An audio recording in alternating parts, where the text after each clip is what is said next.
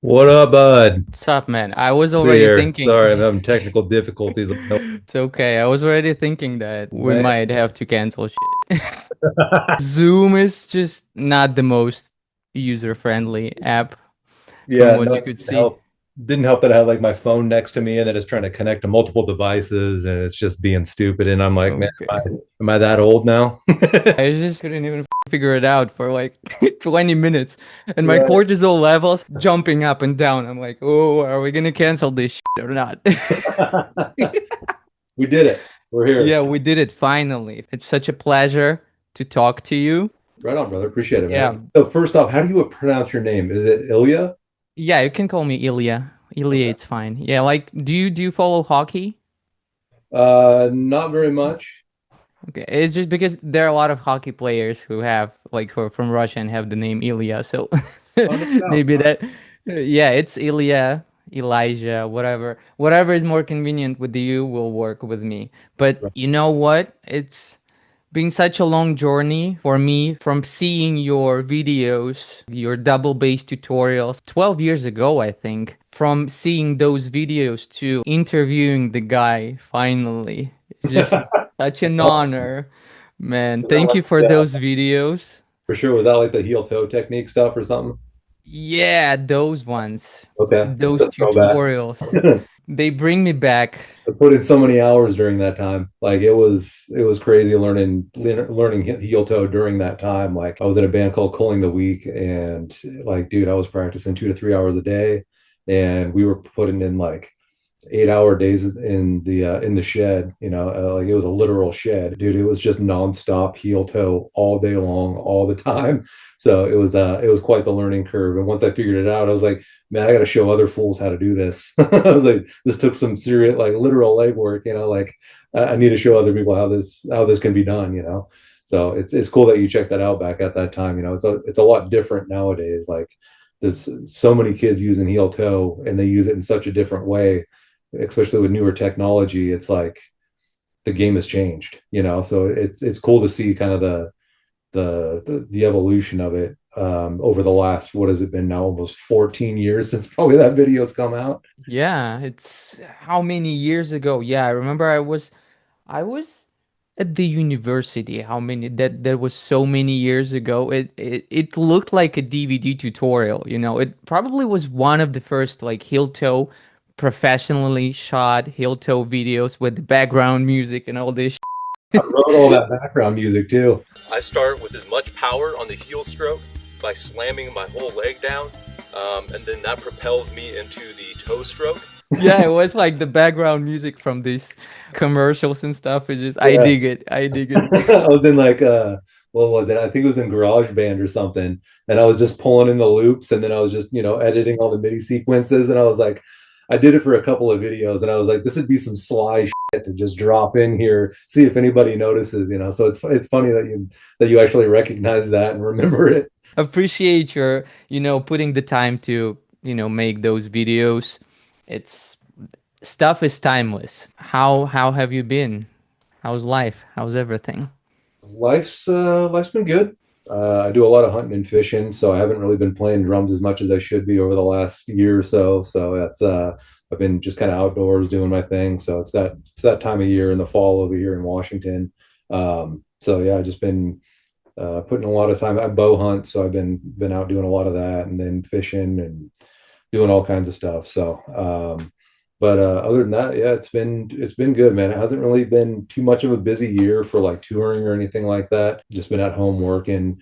Life's been a little bit different than the norm for the last 15 years or so. So it's been kind of a change of pace since all the Azalea dying stuff happened and all that fallout. So once all that kind of fizzled, I've been doing a lot of work on my side project. So it's been good in that regard. I just actually, so this is for Breath and NIBIRU. I just finished getting the tracks back from the engineer last week, and so now they're in the mastering phase. So it's been an album that we've been working on.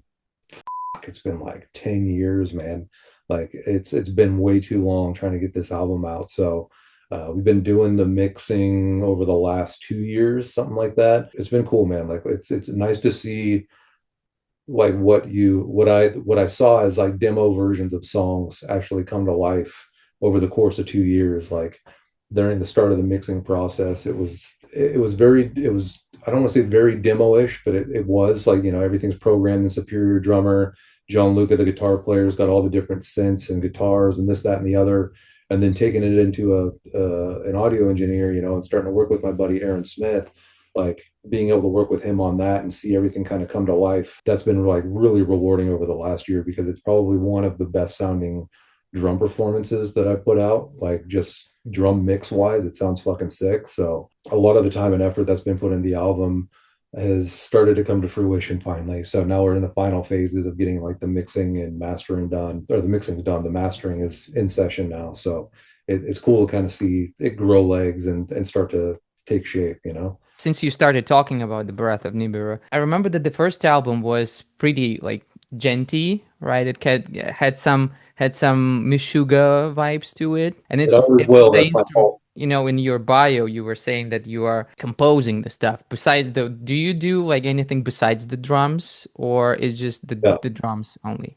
Yeah, absolutely. Like John Luca and I work really well together. So it's honestly like John Luca is one of the best people you could possibly work with, just because he's not only one of the most phenomenal guitar players out there, but he's also incredibly riff worthy. Like the dude has got fucking riffs for days. And so he'll send me over, 30-second clips of whatever guitar riff he's thinking of. And he just allows me to go in and cut, copy, and paste, and I'll pitch shift. And I don't actually play guitar, but I know the fundamentals of like how I want things to sound. And so I'll completely tear down whatever he sends me, chop it all up into, 16th, 30-second notes, whatever it's going to be, and start formulating new riffs. And then he'll send me all the stuff for all the backing synths and, any backing effects or anything like that. And so I do all the same kind of cut, copy, paste, pitch shift, structural arrangement wise kind of things as well. And so like if I have material coming over from him and I kind of just botch the hell out of it and do whatever I please with it, then if there's kind of a flow that I'm seeing or a certain arrangement, I'll throw drum parts in without any guitars at all and just be like, this is kind of what I'm hearing for a drum part. And then it segues into what you got, and then it segues into another drum part kind of idea. So there's a lot of collaboration and just like different things that happen. There's on the new album, there's a song that went from being like version, it starts off at V1 and it went all the way up to version 25 or something. And it's like a 10-minute song, like, and it's all a collaboration of just bits and pieces of riffs that he sent me. And then I completely tear them down and then build them up into something else. And we just do this back and forth where we just bounce ideas off of each other. And with him being in Italy, it's all digital. So it's Oh, everything. he's in Italy. Yeah.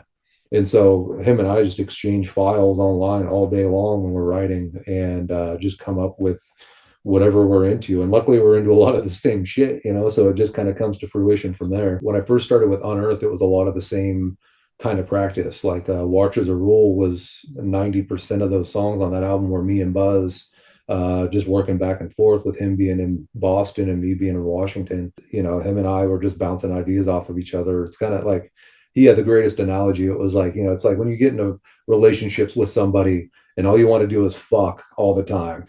It's like, that's kind of how it is when you get a new member in a band, or when you form a new band. It's like you want to explore every possibility that you possibly can. And that's kind of what Watch as a Rule was like. That album didn't really sound a lot like the Unearth of the yesteryear. Like it was, a lot of kids thought it was kind of like a death metal album as opposed to more of a metalcore kind of album. Yeah, we'll talk about this one a little later. Yeah, it's one of my favorite actually Unearthed albums, like to be honest. Returning to the breath, back then it was the instrumental stuff. Is it still gonna be the same kind of stuff? Is it gonna be the instrumental? It is, yeah. It is. Dude, it's different. Like I told Gianluca, like we played some shows right over in Italy, and after we got done playing these shows and I come back home, I'm like, man, these songs are fucking hard to play live. Like, we do it like after you do it a couple of times, and it's like going on any tour or going into the studio, you do it so many times it becomes second nature, right? And even after playing them, I'm like, man, these are challenging. Like it's sick to play them because it's like a lot of the stuff I wrote in Superior Drummer or Easy Drummer, and you kind of evolve and develop these drum parts, and then you actually sit behind the kit and you go play them, and you're like, man, that's fucking rough. Like what am I doing to myself? And so, I restructure the drum parts and the MIDI and everything because that's generally how I practice. I'll program all the drums, take it down to the drum kit, learn it. If there's anything that I can't sit well with, then I'll reprogram it, relearn it. And I always practice to a click and to program drums because that just helps me lock in every note, not just lock me into a click. So got done playing all of that stuff, and after learning, I was like, man, this stuff is fucking tricky. And it was cool as hell to actually be able to play that live because that was some of the most demanding stuff that I've had to play in a live setting. And it was even more rewarding because Gianluca and some of the session players that we had with us, because we had another guitar player, we had a keyboardist, we had a bass player, we had kind of a mixed bag of different guys coming out with us in Italy to do clinics and to do a couple short shows here and there. And so after being able to play with those guys and be like, it's so weird that vibe you get when you play by yourself and you lock in and you know what you're doing and you're confident and this, that, and the other. And then you step into a room with a bunch of guys and you play that same music and it's not just a backing track, feels totally different, right? And a lot of times for me, it feels easier. It feels slower for some reason. Like there's just this weird kind of natural dynamic that my brain picks up on when I'm in an actual live setting, and I fit in way better when it comes to live playing because I'm more in tune with it. It's not just playing to your favorite album or the drums you programmed. It's a very different vibe. So playing with really well-versed musicians that know their shit and being able to play what I've been practicing forever and what I've written, or what I wrote, like it was such an honor to be able to play with other musicians that were playing stuff that I actually had a huge dealing in writing and producing and all of that stuff. So when you finally end up in a room and you're like, oh my God, this is incredible, right? Like we're doing it. And then so we play these shows, do the clinics, and you get done with it. And I'm like, man, this shit's fucking tricky. So like, how are we going to do this for the next album to one up the old album, but still kind of keep it within our range of playing? And so this album, the new album, has got a lot of different like symphonic and synth layers and electronics and different things going on, much like some of the songs had on the last album, but it's definitely in a different vein. I feel like a lot of the songs kind of have more techie progressive kind of stuff going on, whereas this album is more like a symphonic progressive, I'm in outer space, like theater fucking kind of thing. Imagine like you ever listen to Devin Townsend's Ziltoid, like the first album Ziltoid he put out, right? It's got a theme to it kind of thing.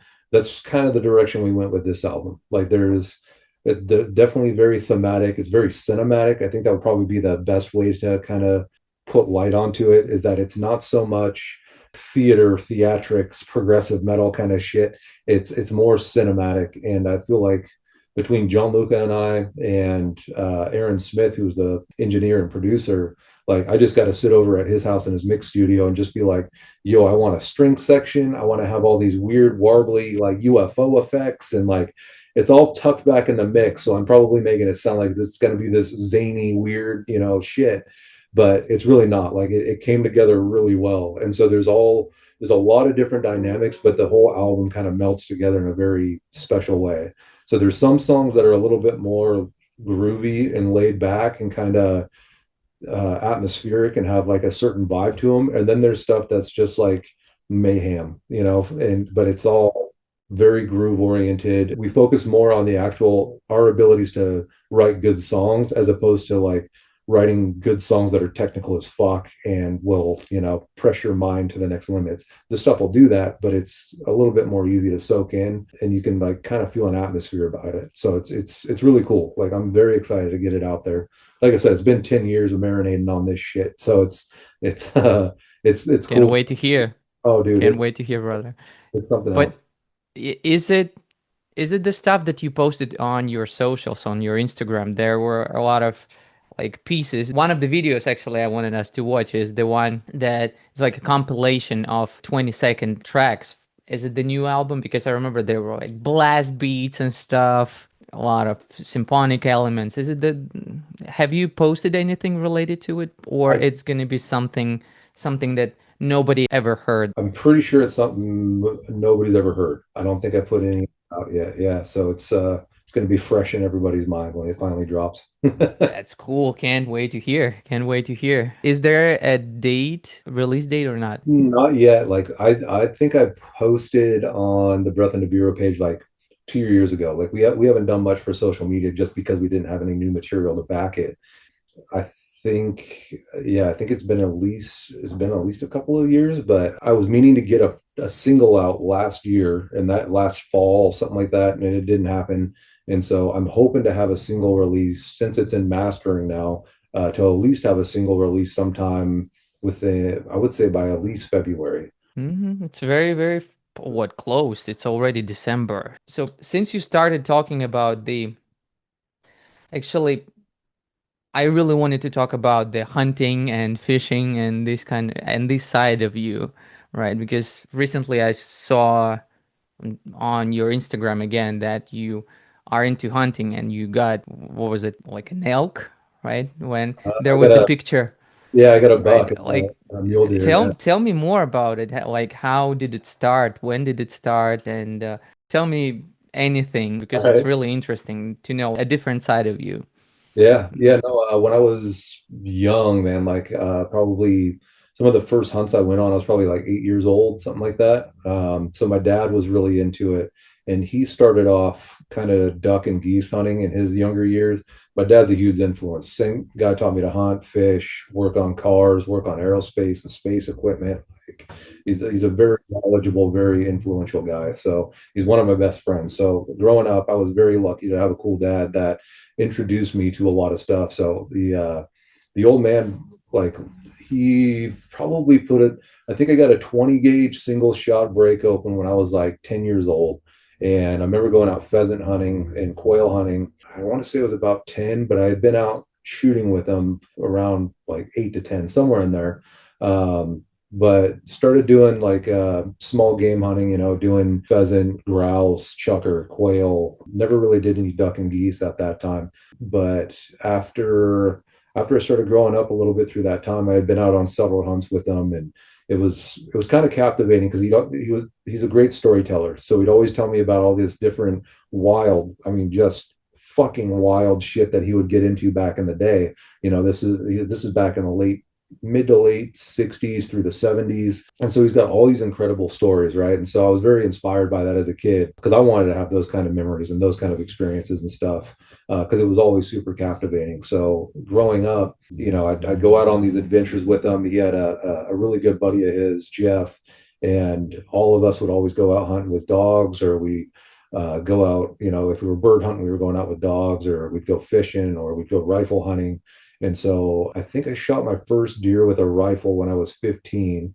And then about the time that I was like, after that, there was a pretty good stint where I really got into music and drumming. And so I didn't hunt for a few years. I would go intermittently here and there. But then as I started to get older, and the more I was touring, the more I started to get into it because, you get wrapped up in the tour life and you constantly on the road, you're constantly around people. Like I'm very much so one with nature, and I just need to be outside and get fresh air and just wander. Like I love just wandering through the desert. Like it's a weird thing to do, but I love the sagebrush. I love just getting out in hot weather and just walking for miles. And so when I was about 30, so this is about 9 years ago, I picked up bow hunting and went out with my dad.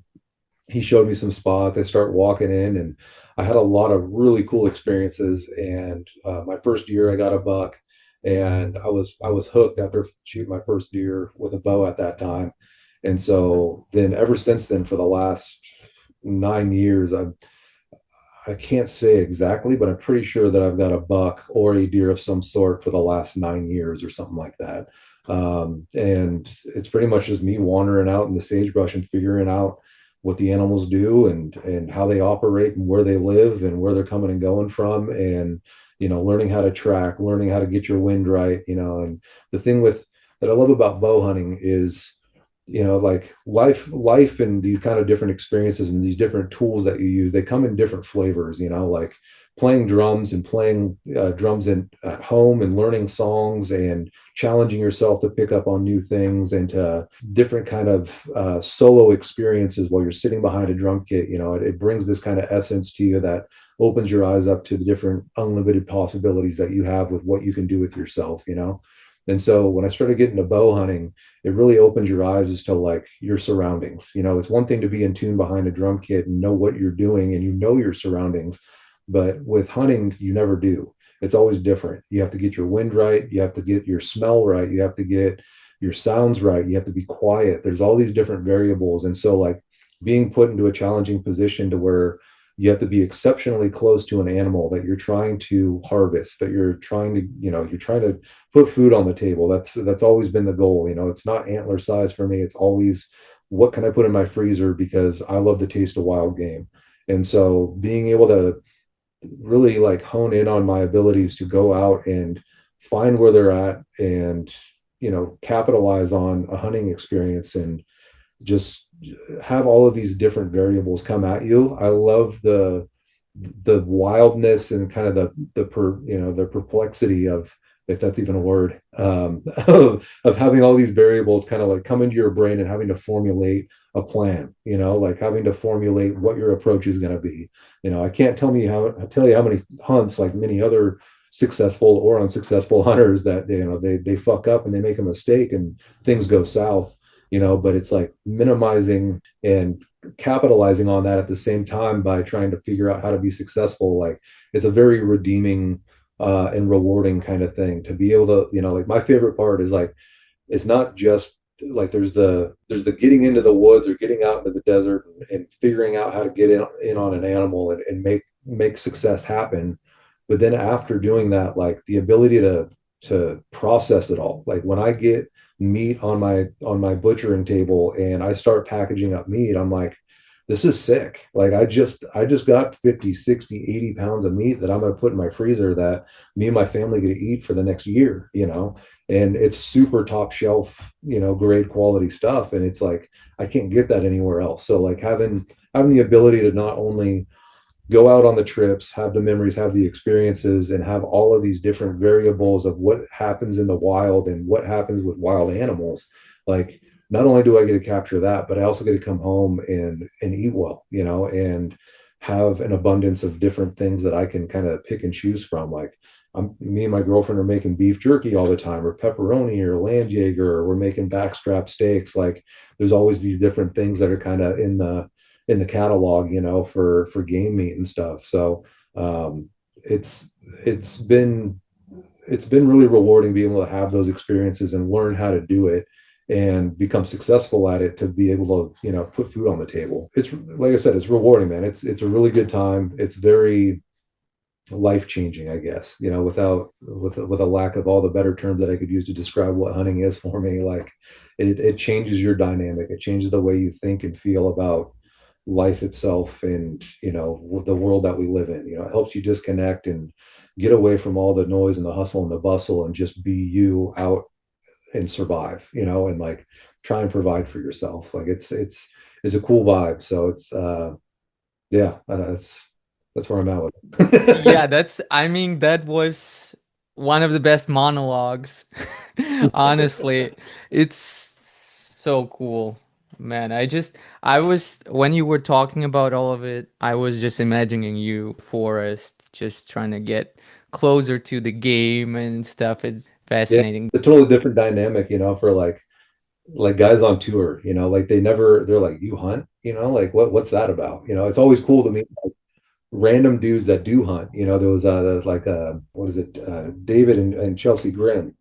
He hunts, and Brandon that was playing for. I think he used to play for Shadow of Intent. But anyways, he hunts as well, and it's cool to meet these guys on tour because they're one in a million. Like it's generally pretty hard to find guys that you can relate with that go out and bow hunt or they go and rifle hunt and they do these different things. Like you don't seem to encounter it that often, but when you do, it's really cool because you get to connect with somebody who connects the same way that you do when you get out in the wild.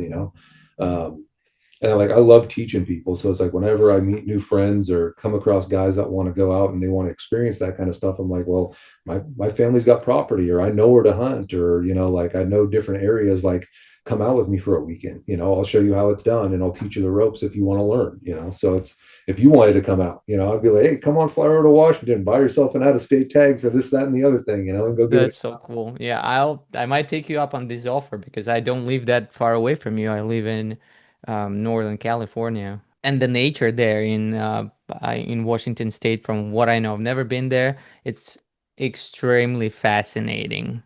And Oh, it's a diverse place, dude. Like, it's one of the only places, because I've traveled across the U.S. and I haven't seen everything, but I've seen a lot of different places. And Washington is one of the places where you can go from the ocean to a rainforest to metropolis, where there's all these different cities and shit, and then you go right back into rainforest, and then on the other side of the mountains you have nothing but desert and more rainforest the further you get. Like, there's so many layers to what happens in Washington habitat that it's really a blessing, because you get to experience so many different habitats. The place really has a tremendous amount to offer. Like, I just go on road trips either by myself for hunting or go with my girlfriend just to explore habitat, because like we go mushroom hunting and stuff too. So like we'll go out and go find chanterelles or lobster mushrooms or all this different stuff in the middle of the woods. And all the while we're doing that, it's like, oh, well, there's also elk here. There's also deer here. It's just another facet to being able to discover more of nature. But yeah, Washington's a very beautiful place. The politics, not so much a beautiful thing, but it's a little weird when it comes to that. But aside from that side of things, like the nature perspective is pretty fantastic. yeah, well, such as California here, it's so beautiful. Big Sur, surrounding area here, the Monterey Bay. I was actually just up in the Redwoods let's see, it was last August.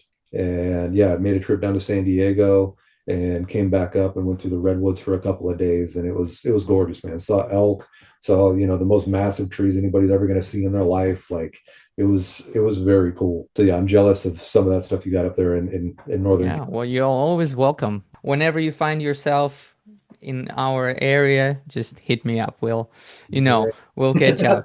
I've never seen any interviews of you, Nick. I try to like dig for anything, and you're like a blank canvas to me.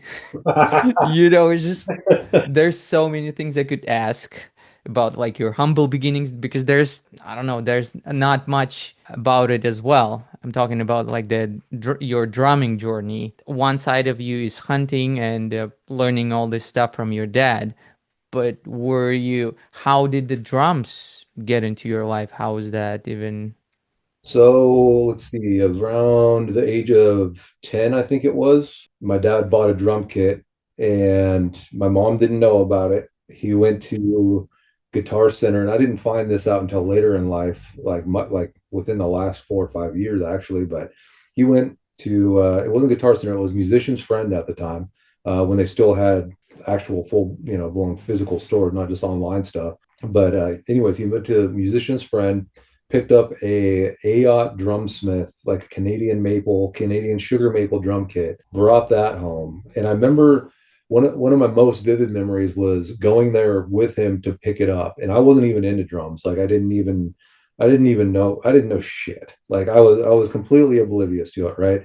But before playing drums, I was playing stand-up bass and symphonic band. I was sitting there with a big tall bass and a bow and doing my thing, right? And it was like in school, just learning. My sister was a couple years older than me, and she was playing electric bass. And I think she was playing in high school or something like that in jazz band. And I think that's all that she was in jazz band at that time. Anyway, she started playing bass, and I was playing bass a little bit. And so I had a little bit of musical aptitude. I was just kind of up and coming between the ages of 9 and 10. But anyways, I ended up going to Musician's Friend with the old man, walk into the store. He's already got this drum kit reserved and he knew what he wanted. Picks all this stuff out. And as I'm chilling there, much like anybody who ever hangs out in a fucking Guitar Center or a Musician's Friend, somebody starts Whoa. playing, right? Yeah, like exactly. It's like, I've never seen this before. Like, this is a whole nother universe. But this dude And it's funny when I remember it, like this dude sits down behind the kit. I didn't know what he was playing at that time, but I'm pretty sure it was like some fresh Limp Biscuit or something like that. Like he just starts jamming some John Otto beats. And I remember as a kid just being like, that's so fucking sick. Like, I want to be able to do that. Like I could feel, drums. I could like, just had all this like different perception of what was going on at the time as a young kid and just being mind blown. Like I'd never even been to a concert at that point. So I really had no idea. Right. So like literally my first concert was rolling into a musician's friend and seeing some dude randomly just play on a drum kit, and I was like, yo, that's so rad. What is this all about? So after I had like kind of seen that, and then my dad brings home this drum kit and he gets the drums all set up and this, that, and the other. And before he'd even let me sit down behind the kit, he's like, here's a practice pad. Here's how you play double strokes. Here's how you play single strokes. This is your options for technique. You can play match grip where both your hands are held the same. You can play traditional grip. And I remember he wouldn't let me play the drum kit until I got those two rudiments down. I think he made me do like singles, doubles, and paradiddles or something. And so once I got the idea as to what was going on there, I remember sitting at the edge of my bed. I put my practice pad on my bed and I'd kneel down in front of it and I just ripped this shitty little Remo, practice pad. And so once I got down the stuff that he had told me to play, and then he told me to play at different tempos, and this went on for I don't know a couple 2-3 weeks or something like that, right? And then eventually, once I got it, then he let me go jam on the drum kit. And immediately, I just wanted to play to my favorite bands. Like at the time, it was probably like, oh, I'm going to probably totally disgrace myself, but it was like Lenny Kravitz and like Pearl Jam. Oh, man, I can't even remember. Like maybe some Nirvana. Anyways, there was like, it was grunge era kind of stuff. This would have been like 96 probably. And so, anyways, he cut me loose. And I remember being downstairs and we had this stereo system that was way on the other side of the room from the drum kit. And I'd have to run like a 20-30 foot extension cable to my headphones.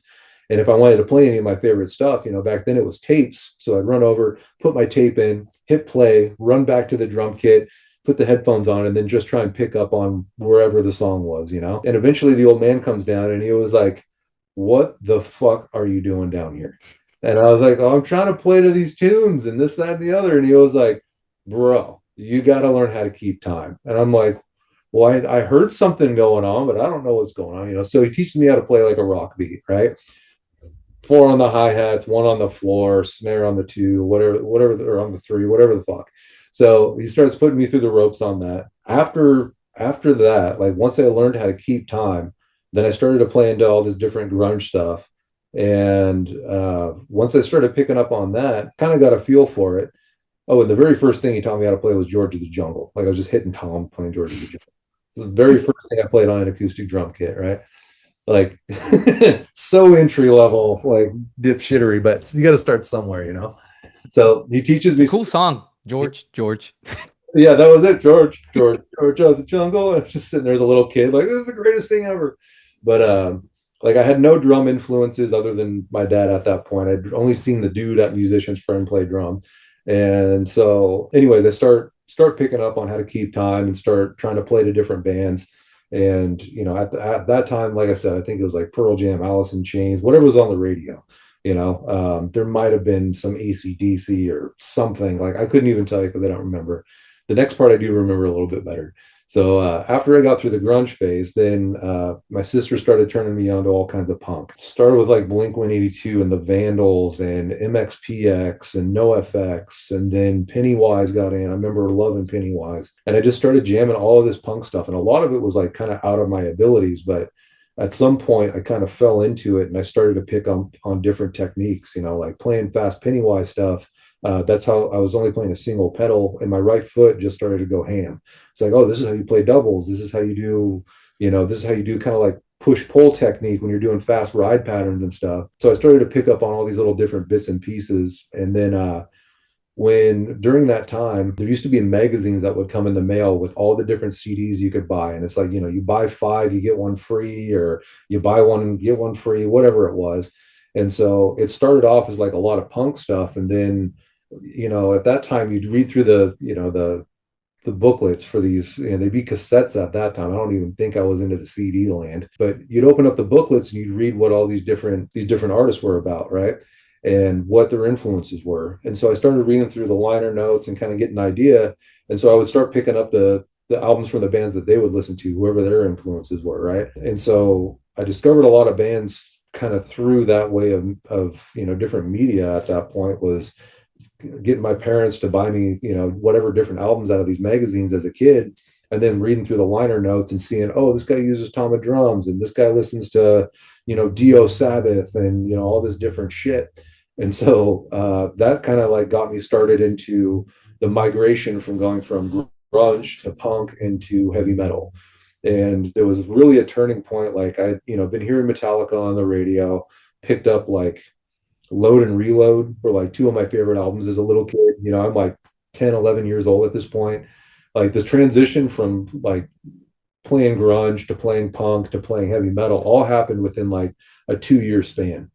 And so checked out Metallica. I think I bought, oh, what was it? I think I bought or my grandmother bought me it's nothing like having a 70-year-old woman plus buy you the Black album. And so she buys me Metallica Black album. She was a rad fucking grandma, smoked a ton of pot. She was fucking cooler than shit.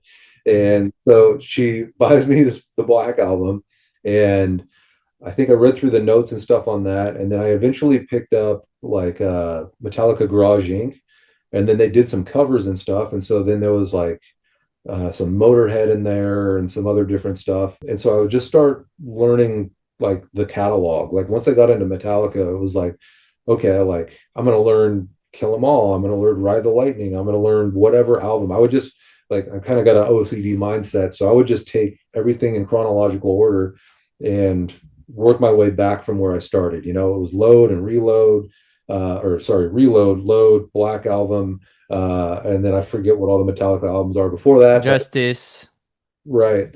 So I just worked my way Master. back through the catalog and start learning all of that stuff, right? And then I saw in their liner notes that they were like fans of or touring with like Pantera and Slayer. Man, when I found out about Pantera and Slayer, it was fucking over. Like I went ham. I love Vinnie Paul's playing. I did the same thing. Like I think I heard Pantera on the radio before I actually bought the album, but it was like reinventing the steel, right? So I was way late to the game. So after I heard Pantera on the radio, I was like, okay, so we got reinventing the steel, learn that whole album, play it front to back, right? After I finished learning the entire album, then I go back to what was it? Great Southern Trendkill. I think that Tranquil, yes. yeah. So pick that one up, learn it front to back, right? And so, go through Vulgar Display of Power, go through Cowboys from Hell, learn every one of those albums front to back, like absolutely in love with Pantera. So that became a huge like point of learning how to groove, learning how to do double bass, like picked up on a lot of stuff from that era of just buying albums off from online magazines and buying them in bulk and just learning every album I possibly could. And then that transferred into learning Slayer. And next thing you know, it started out like Diabolus and Musica, and I worked my way back to, South of Heaven, and man, what was that? Divine Intervention, like, so I was heavily inspired by Paul Bostaph and Dave Lombardo and Vinnie Paul all around the same time. I remember trying to learn. Oh, this is a part I missed. So my old man, he wouldn't buy me a double pedal until I learned how to play what is it? All of Rush's 2021 or whatever the album was. He would make me play 2112, right? 2112, sorry. He made me play the whole album for him. Like he was like, you won't get a double pedal until you learn how to play this album. You've got to perform it for me, and then I'll get you a double That's pedal. insane. I So was you had like, to play it in front of your dad, the yeah, whole album? the whole album. Yo. And he was like, if you can do that, then I'll go out of my way to save up and buy you a double pedal. And I was like, all right, that's a deal, right? So I was crushing drums all day long. Every day I get home from school, put the backpack down, run downstairs and just start jamming for a couple hours at a time until I couldn't play no more. And at some point, they bought me a double pedal and they got me one of the first Mike Portnoy instructional DVDs. And that was huge. Like learning how to play, kick and snare fills, kick snare tom fills, there was a lot of that. And then there was odd time signatures and stuff that I wasn't really fluent in at that time. I was used to a lot of, 4/4, 6/8, 3/4, that kind of stuff.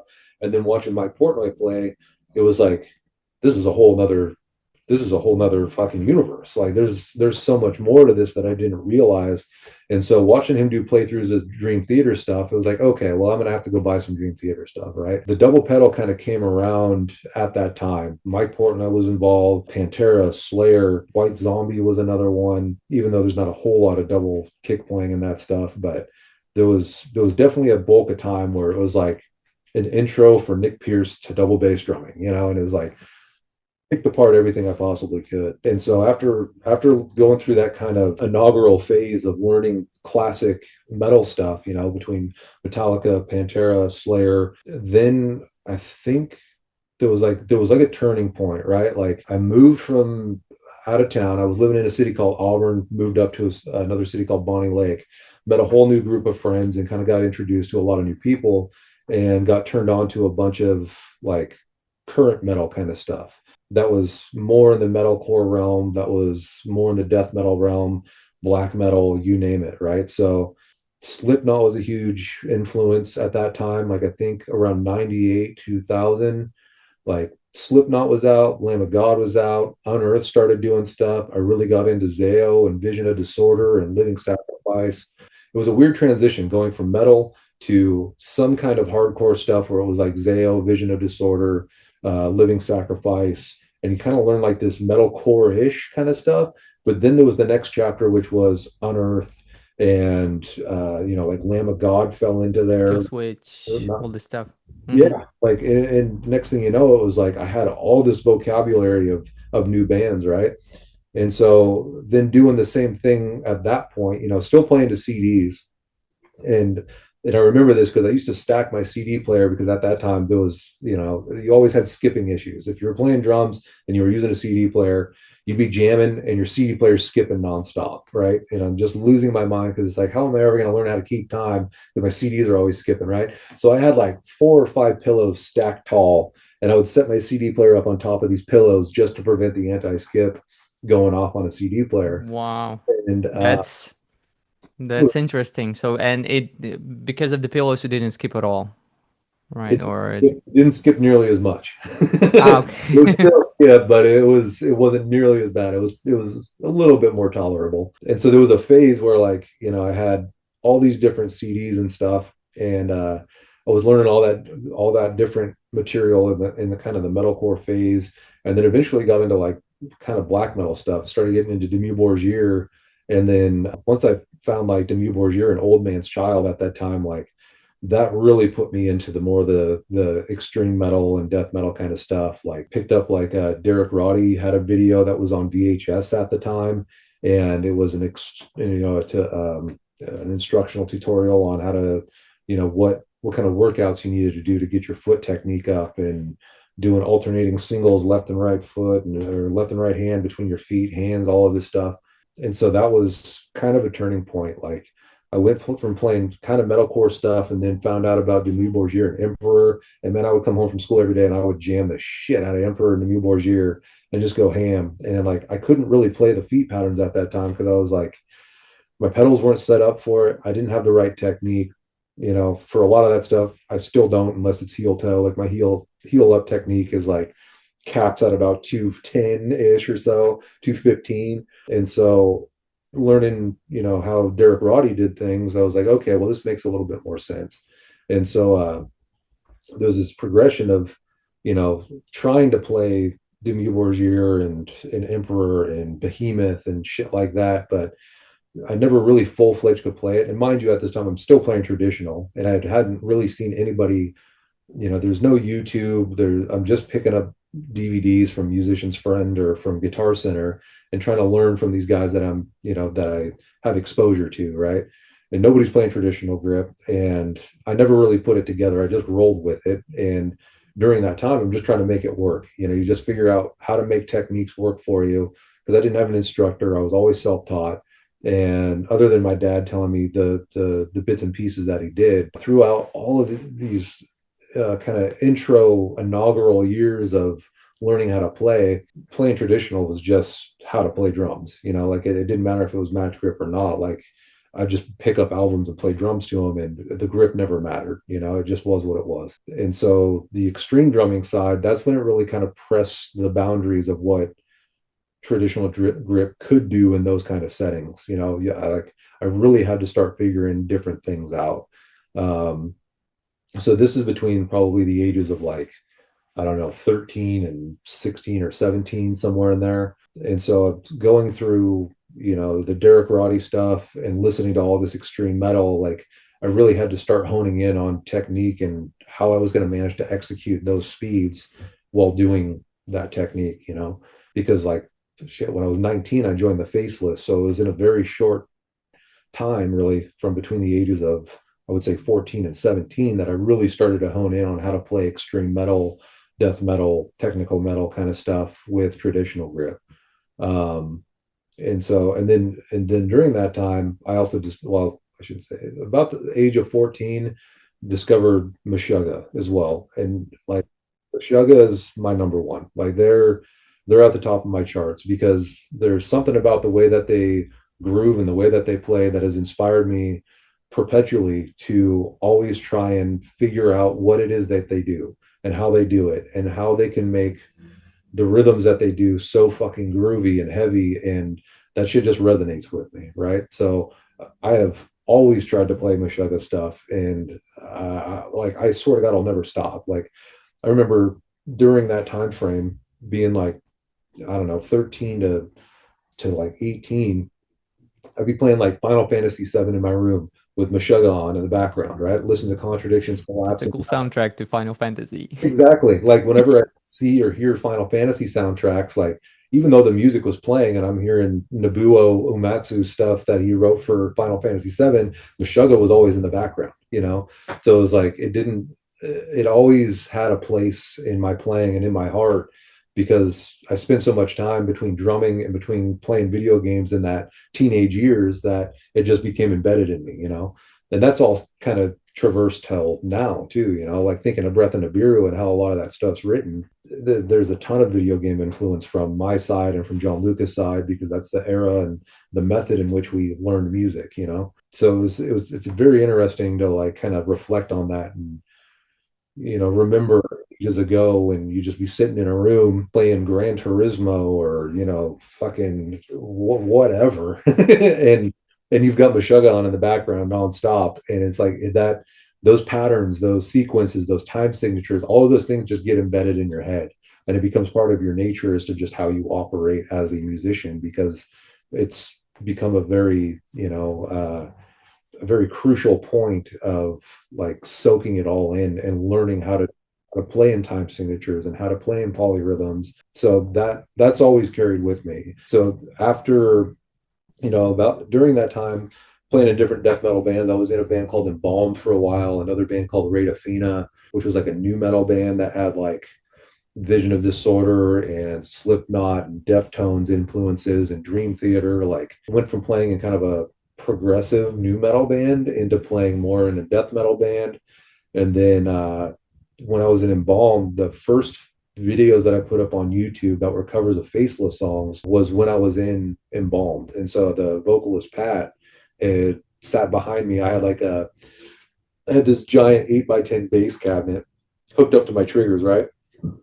And so it was just the most obnoxious thing ever. But over this video audio, camcorder audio, I could still hear the triggers pumping through that thing, using like an old what it was, like a DM5 or something like that drum module. I forget what it was, like a Roland or an Alesis or something.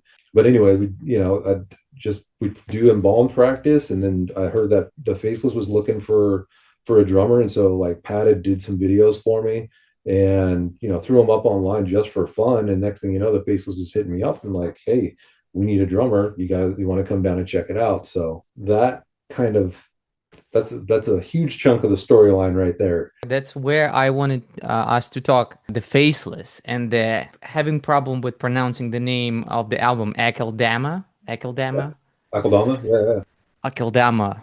I return to this album a lot, especially the Autopsy track. It's just insanity. Yeah. You really pushed the envelope in this one, and knowing the that you were doing it with the traditional grip and stuff, it's insane. Yeah, but can you talk about this like this time? What like how was the recording process of this album? I think it's on par with Planetary Duality. I think these two albums are like the best Faceless albums, if you ask me, for example. But yeah, do you remember anything from that time?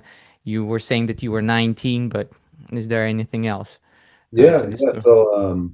So I didn't record. I only recorded one song on that album. There was four drummers on that album. Uh, Whoa, yeah. So the that's crazy. autopsy. Let's see, autopsy. Man, I'm trying to remember some of the names of the songs. There's like All Dark Graves. Man, there was a couple other songs. So four of those songs were recorded by a dude named Brett Bratdorf. Super nasty guy, was hella into fucking Cataclysm to New War's Year. He played heel toe as well. He had a wild setup. He was a bit of a shorter guy, and so he had his pedals set up really strange. He had like just really short beaters. Like he cut the bottoms of his beater post off, so he could do heel toe technique in a very particular way. I think he was playing like DW 5000s or something like that, like chain drive, but he was doing just With nasty heel toe, with heel that's toe. Yeah. insane. Yeah, that's Honestly, that is the best way to do heel toe still. Like I play trick now, and they feel great, and they get it done, and they're fucking quick, really consistent. It makes your notes very linear sounding. Like it's fucking choice. But I tell you what, some of the best heel toe pedals to play on. Like I played, I was out on tour with As I Lay Dying, and Inthios was with us, and Naveen Koperwise was playing on some Gibraltar pedals that were chain drive because his Axis pedals broke, and he let me try them out, and I could do heel toe doubles on those things that were just thunderous, like stupid fucking powerful. I could probably play up to 240, 250 doubles. There's definitely some chain drives out there, like even with Iron Cobras, like that's my jam. Speed Cobras, Iron Cobras, like those feel great for heel toe. The reason I don't use them is because with trick I can do heel up doubles as well, and like I move between heel up, heel toe. I can't swivel very well. My left foot does it kind of like instinctively.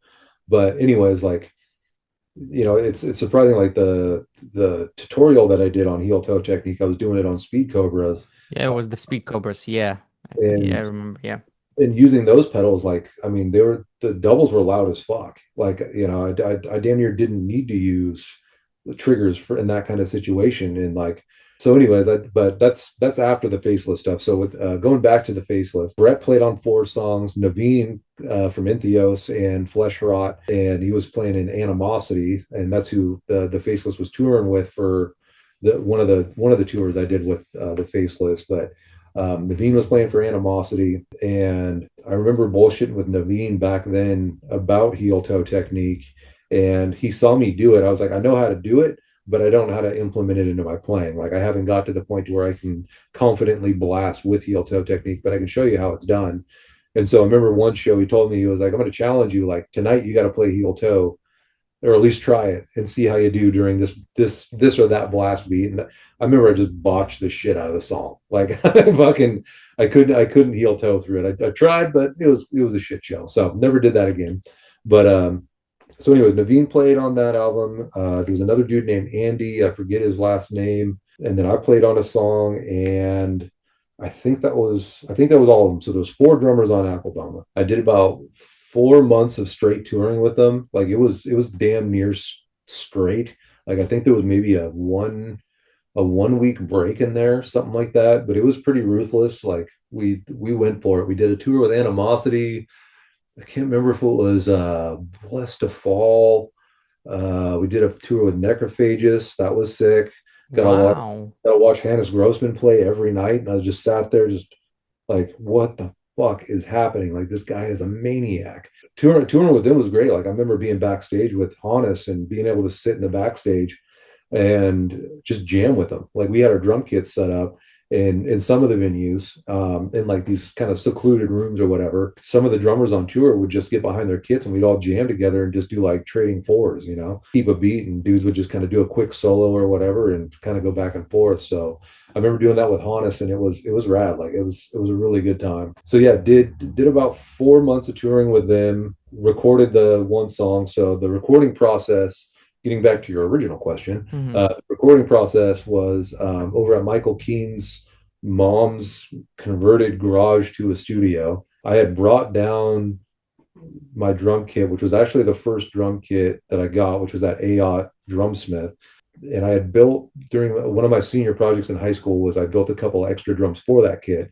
So I had like an add-on 8 and 14 inch that I had built, brought all them drums down to Encino, California. I learned all of the material other than an autopsy and one other song. I learned the songs on the drive down to California.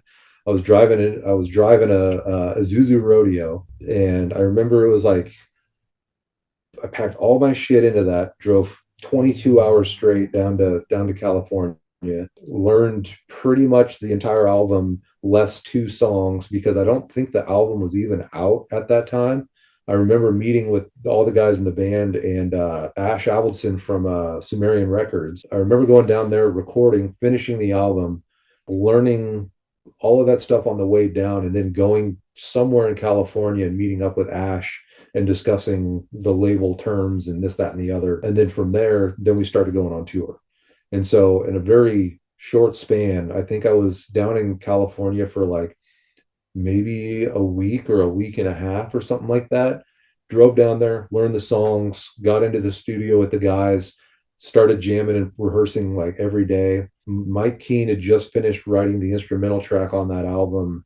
And after he finished writing it, then he would let me just jam in his studio. And then I started writing drum parts to it. I tracked that song in like 3 takes, I think it was, so that you can tell how that song is considerably more raw and rough than anything else on that album. But what was the decision? Why four drummers? Why not just you? What is the It was the time constraints on, like, that's how quick things had happened. So like Brett Bratdorf had tracked 4 songs already. Mike had already edited all the drums and mixed them.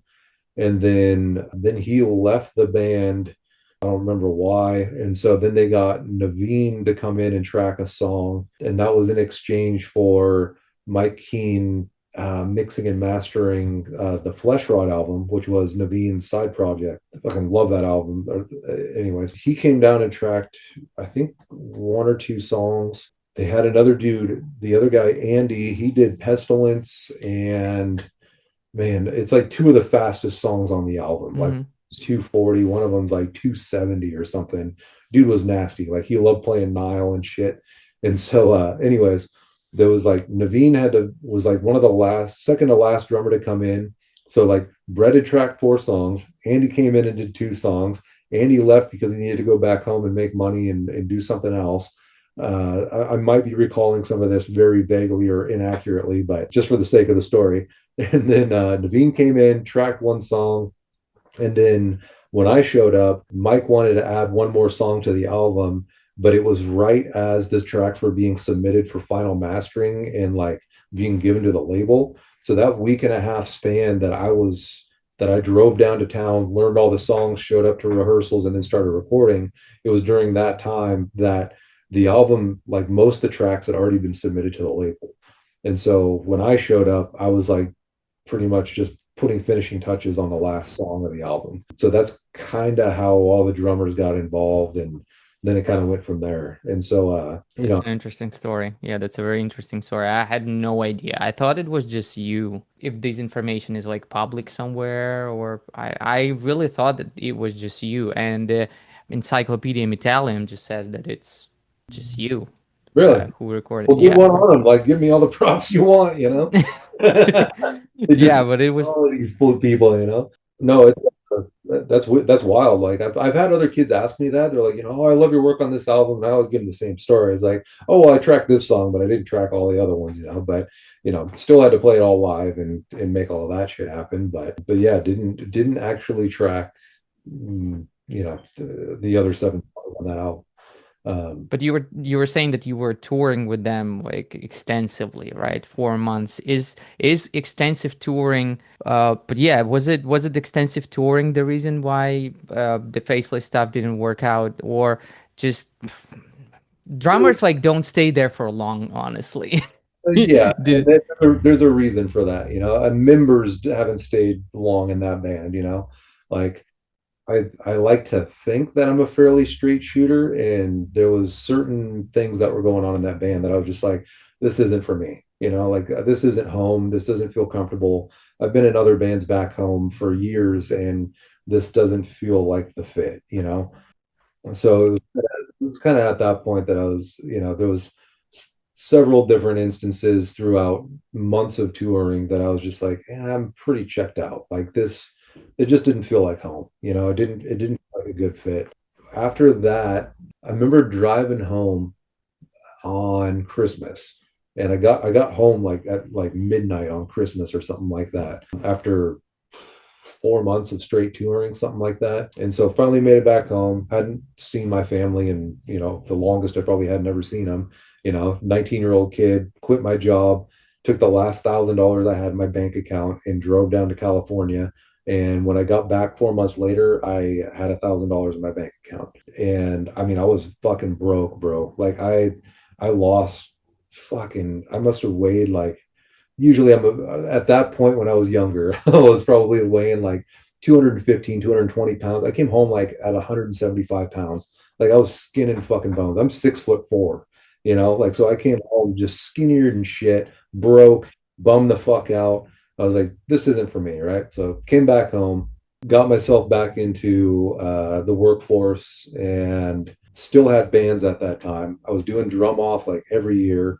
So in the faceless, I never had endorsements or anything like that. You know, I was paying out of pocket for drum heads and sticks and all of that stuff during 4 months of touring. The band would maybe split that half and half, but I mean, I was fucking broke and starving. By the time I got home, you know, I was like, fuck this. I'm gonna go to work. I need to recoup some of my losses and kind of get back on track. So from the like from like the age of 19 till 23, 24, I started a band with a good buddy of mine, John Barron, who's now in like a kind of a alternative pop punk metal band. It's like a whole mismatch. He's in a band called the Home Team.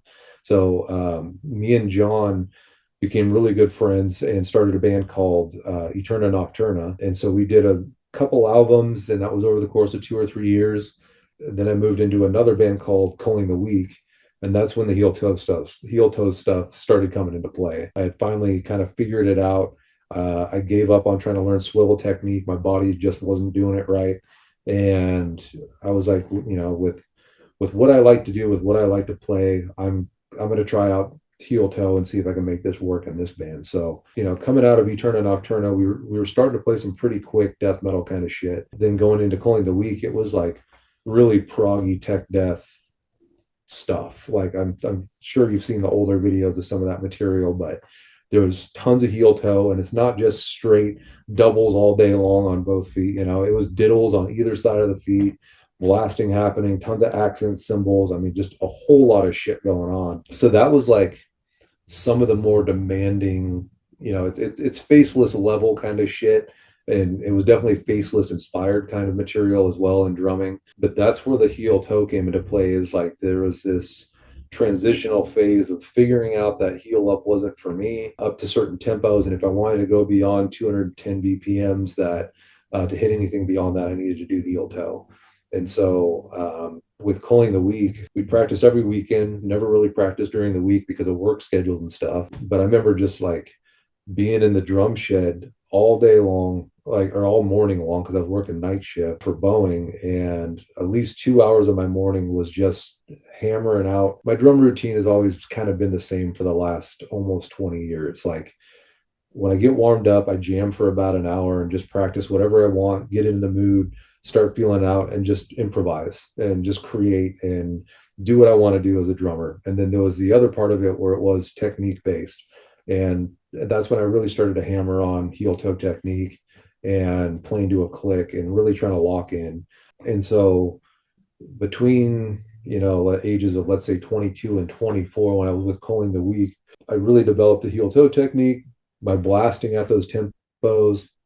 I was really inspired by Black Dahlia Murder, especially Nocturnal. Funny story after. Classic, yeah. Oh, dude. Classic album. So it's the best band that I'm so glad that I didn't get the gig for, because I auditioned for Black Dahlia Murder after they put out Miasma, their first album. So when I left the Faceless, I had 2 weeks to learn that whole album, maybe a week or a week and a half. Then I flew out to Detroit, went and jammed with the Black Dahlia Murder. They ended up going with Shannon Lucas. They had like Tony Laureano and a couple other guys come in and audition for him as well. So anyway, I did the audition, didn't make it. I think that is what inspired me to get my heel toe locked in, is because I couldn't nail the Black Dahlia Murder shit at that time. And so 2 weeks after the Faceless, came home, did the Black Dahlia audition, started working through my local death metal bands and stuff, did Culling the Weak, and then during that kind of whole phase, I was doing drum off at Guitar Center. And so every year I was, writing solos, working on my technique, and just coming up with 5 minutes of the best of Nick Beards. And so I think the last year I did it was when I was 24, made it to regionals, I think it was. So, you get like the best in the store, you get the best in the region, you get the best in the state, and then you go to like the top 25, and they're in 5 different locations around the US. So I went down to California, competed against some of probably the best drummers that are in today's market too. I'm trying to remember their names. So Alex Bent Hernandez. Alex Bent says hi to you because I interviewed him last week. Oh, no doubt. Yeah, and we talked about about your traditional grip, and he was.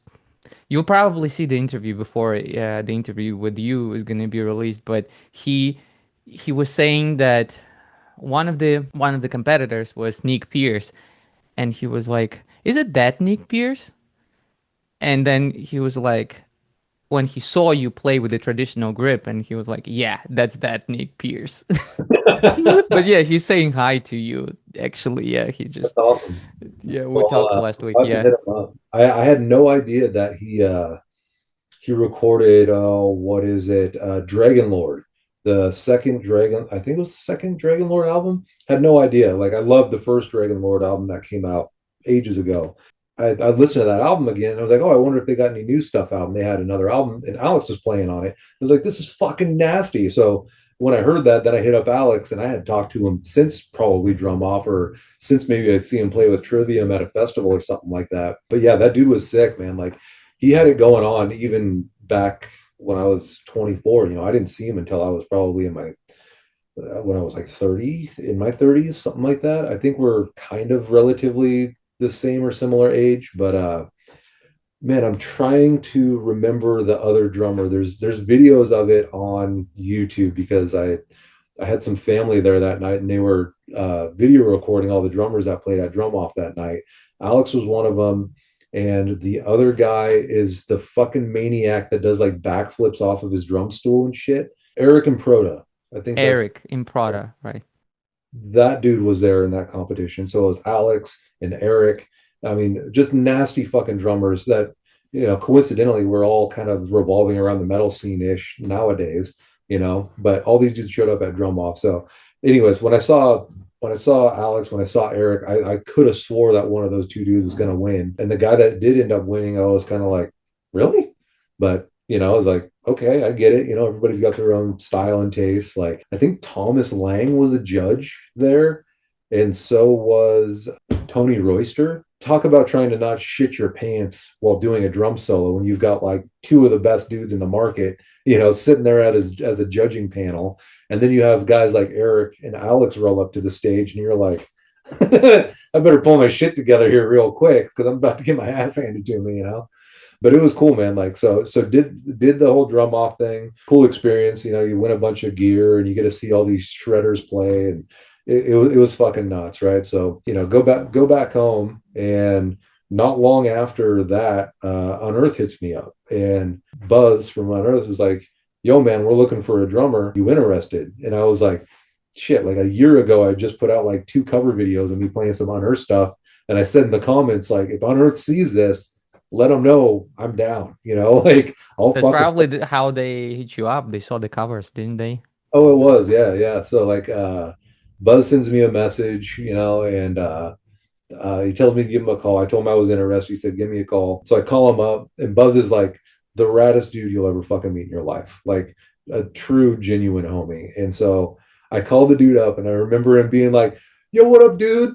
I'm at a block party right now getting fucking tossed. I'll call you back in a bit, right? So like next day or something like that, he gives me a call and he's like, yo, we're looking for a new guy. If you want to fly out and and play, like we'll bring you out, we'll jam over at Kinsusi's house, and then we're gonna go to Japan and we're gonna play 2 or 3 shows in Japan or something like that. And I was like, no way. I was like, of course I want to go to fucking Japan and play, right? So I get my passport dialed in, or I think I had just got it or something. But anyways, get all the logistics figured out, go over to Boston, jam with the dudes, go to fly to Japan, play 2 or 3 shows with them, and then fly back home. And then I was after those shows, I think we did 2 shows coincidentally with As I Lay Dying up in Alaska. Flew up there, played those 2 shows with them. And then it was after that point, they were like, yo, you want to be in the band? I was like, yeah, for sure. So quit my job at Boeing, started touring with Unearth. It was right during that time that I was like in the kind of in the midst of going from Culling the Week to Drum Off to Unearth. That's when Breath and NIBIRU started.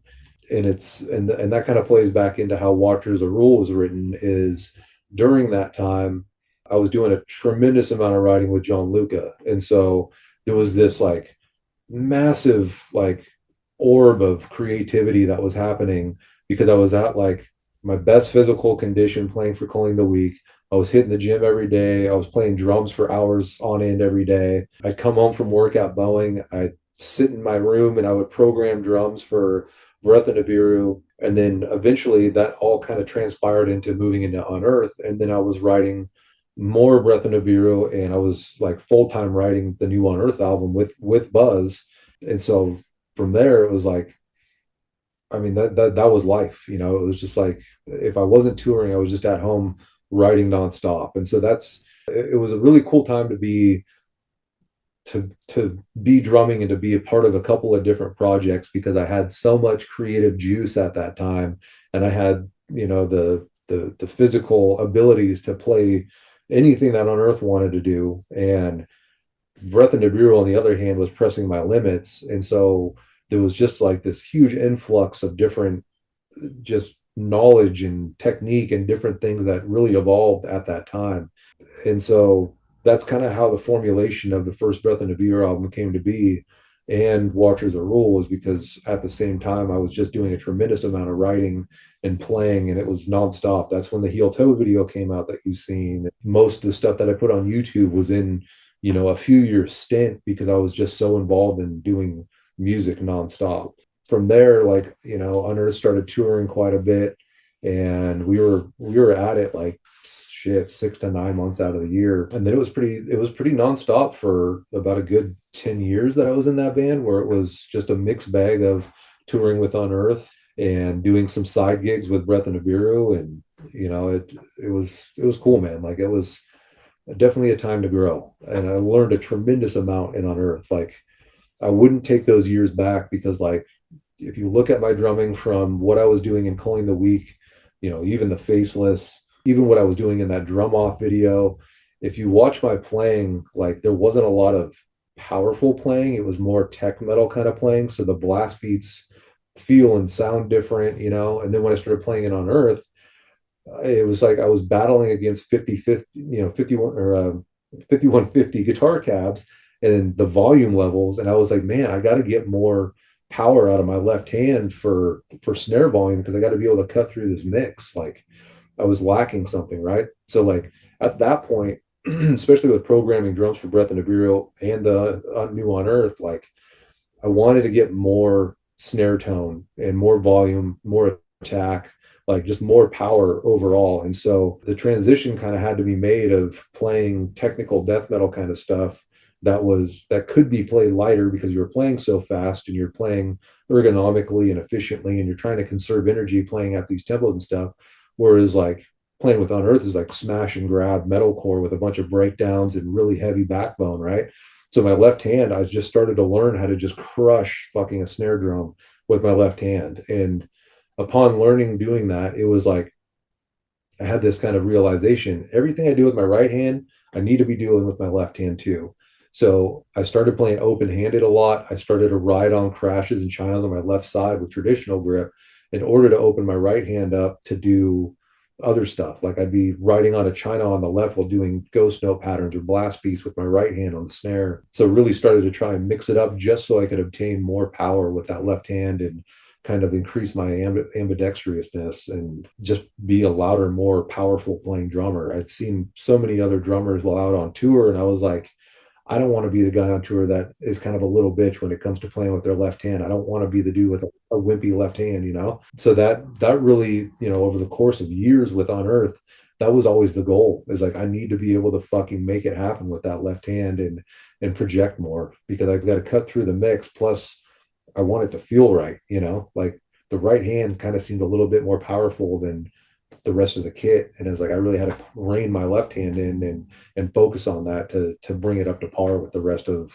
what I was playing, you know. So that, Yeah, and you could see it in, from your live playthroughs or live drum cams that, that the way you like hit it with your left hand is just it cuts through the mix. So congrats on that. You were able to, to crack the code on this one. You yeah, fucking it does. It does. Especially yeah, with the snare and the feed too. Even when you're playing 200 or 190, you could see that you don't even need the triggers, with Unearth because yeah. it's just like it's fucking loud. Yeah, That's that what was I've all noticed. gold. You know, it was like then part of the like trying to develop good technique. It was like, you know, it's one thing to play fast, it's one thing to play heel toe. It's another thing to be able to sit behind an acoustic drum kit without having any triggers, mics, or anything and make it all sound legit, you know?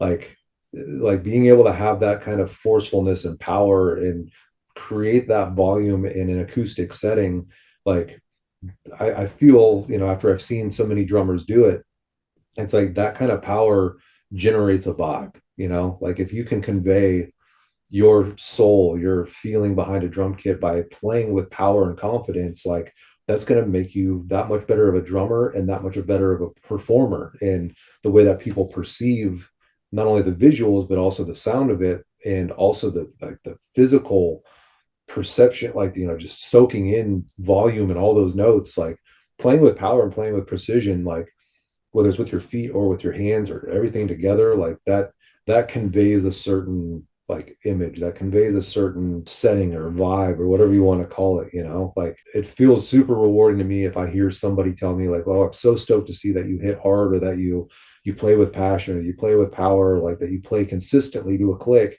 plus you hit that hard. Like that's rewarding for me because I've always tried to make that the goal, you know. And it's like that path of pursuit to figure out how to make that happen. You know, like I'm always under this kind of vibe of like discovery, you know, trying to figure out a more economical way or a better way to sound better, to be a better drummer, to be better in the studio. You know, there's always room for improvement. Like there's always going to be a drummer that's better. There's always going to be a drummer that you can learn something from, you know.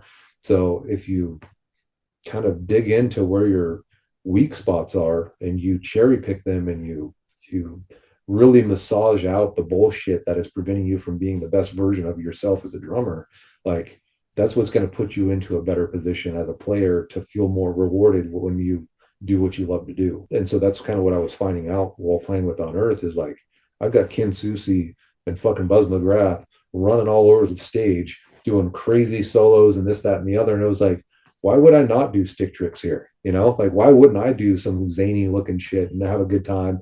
Because that's what the band's all about, you know. So it was really like kind of a developmental stage of being able to play with power, play with precision, add some flair in there, and just have a good time. And then obviously have it sonically all make sense, you know. So fun to watch you guys play. I remember what was it? It was, I think it was the Saint Vitus gig that I watched. Dude, I've got a story about Saint Vitus. So we had multiple shows there, right? And the very first one, and it was a fucking day. I'll tell you that much. Like I have a hard time going to because that's in the Bronx, right? That's in Jersey. In Brooklyn, I Brooklyn, think. that's right. So we get to the backstage. It's in a dungeon in the bottom of the club.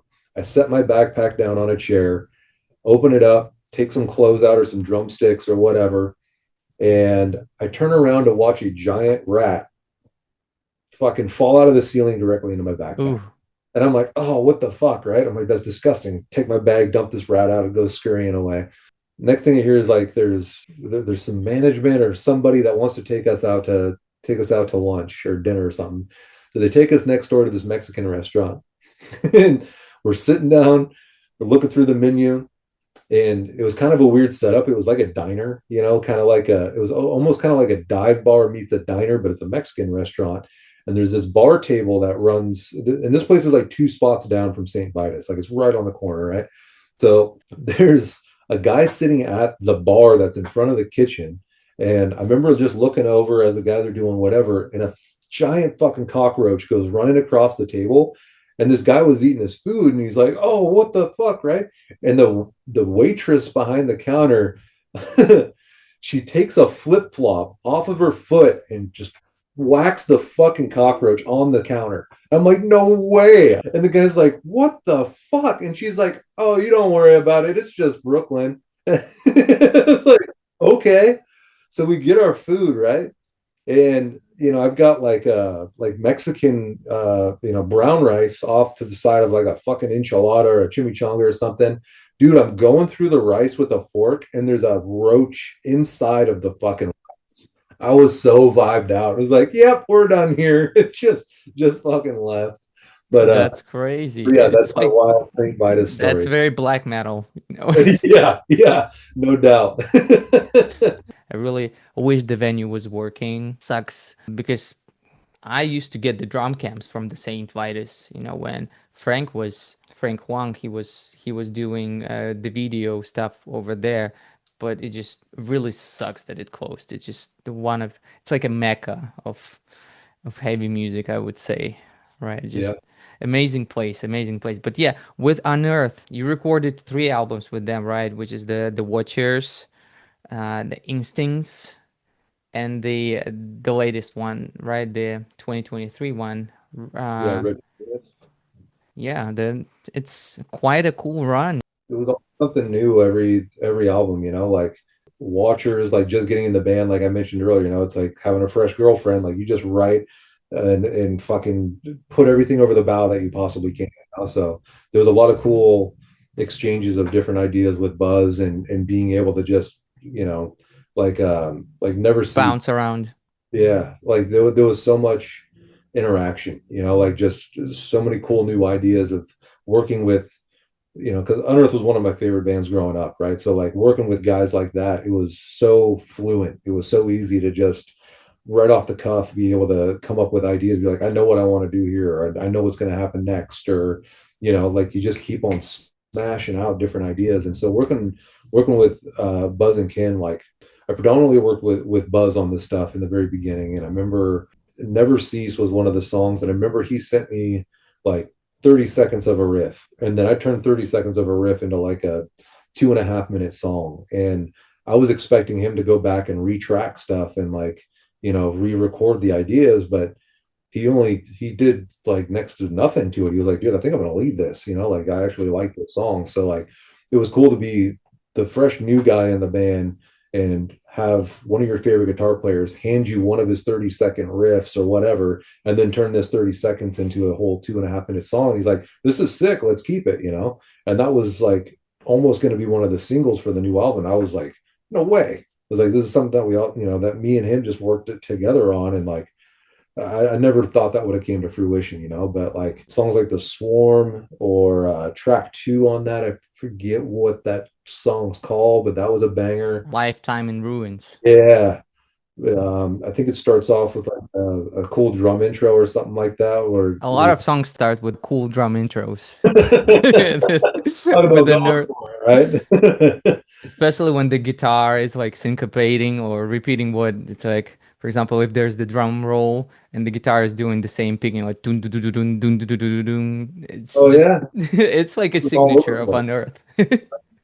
Yeah, I definitely tried to bring some of that kind of that vibe and that attitude, because like I knew that's what they were about, like bringing the marching snare vibes with a stomp and kick on the floor, and then next thing you know, the breakdown starts, and then they're breaking down the breakdown, and then after they get done breaking down the breakdown, they'll play a couple of verse chorus riffs, and then they're gonna break down the breakdown that got broke down earlier later in the song, like they fucking go for it. So that album actually has like a lot of just drum based ideas that I had fielded over to Buzz and was like, hey, I've got this like what is it, Trail the Fire? Like the a lot of the stuff that happened in that song was all drum related, syncopated ideas. And I was like, hey, can you riff over this? Is this something you want? Funny story. Let's see.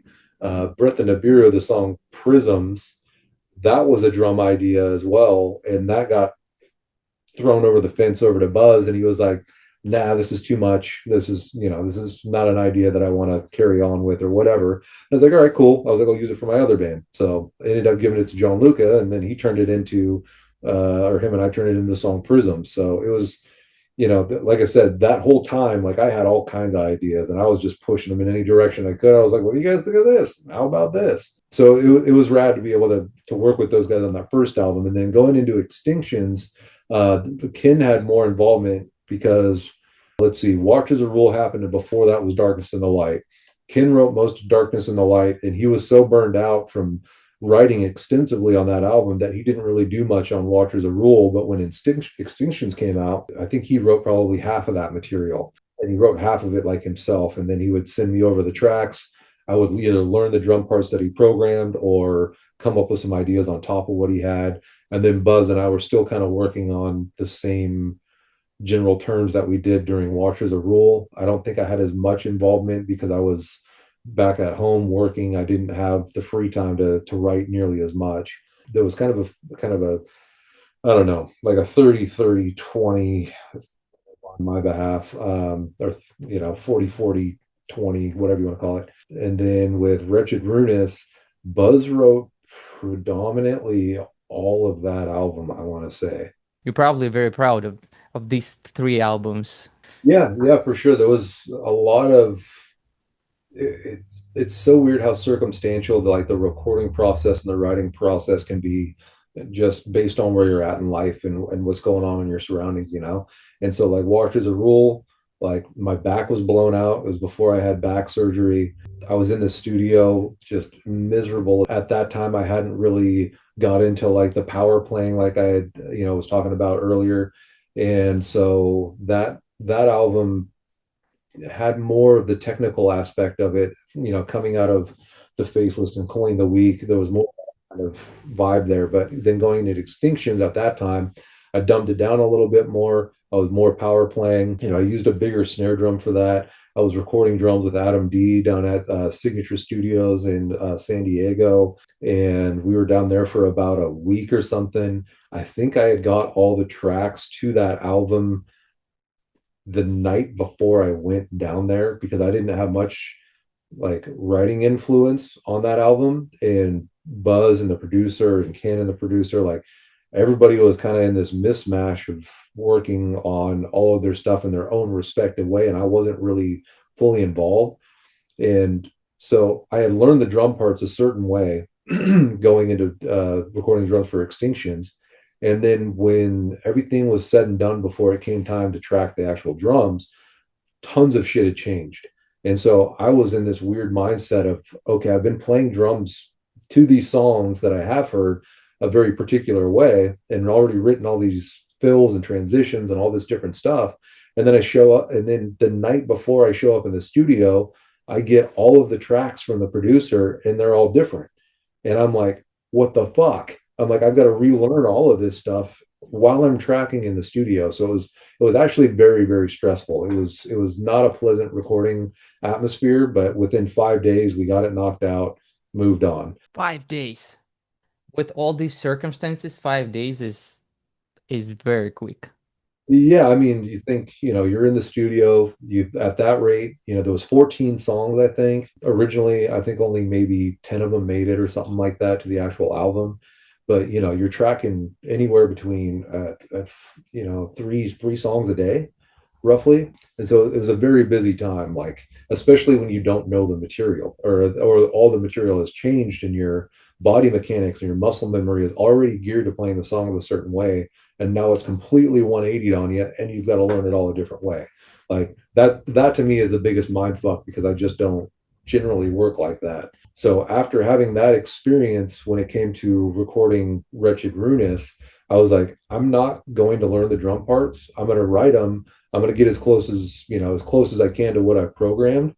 But when I'm practicing prior to going to the studio, instead of learning the songs and hashing every one of them out, I'm going to focus more on just improvising. I'm going to get all of my chops up as best as I can. I'm going to play the click tracks at various tempos that are, what the album is at. I'm going to get my double bass chops up. I'm going to get my hand technique going.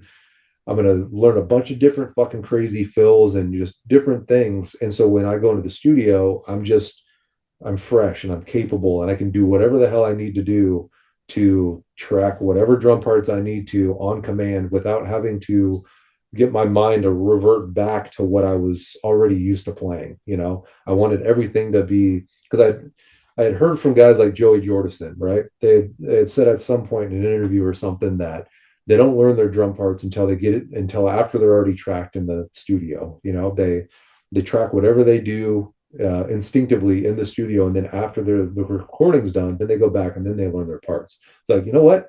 I'm gonna give that a shot because I don't want to stress out like I did the last album. So It's a good approach.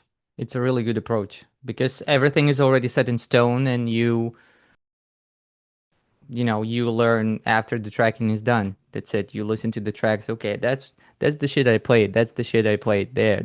And yeah, absolutely. That's what I would do. If it was way more cohesive that way. Like it made way more sense to me. Like I've usually wrapped myself up in learning my parts to the T before I hit the studio.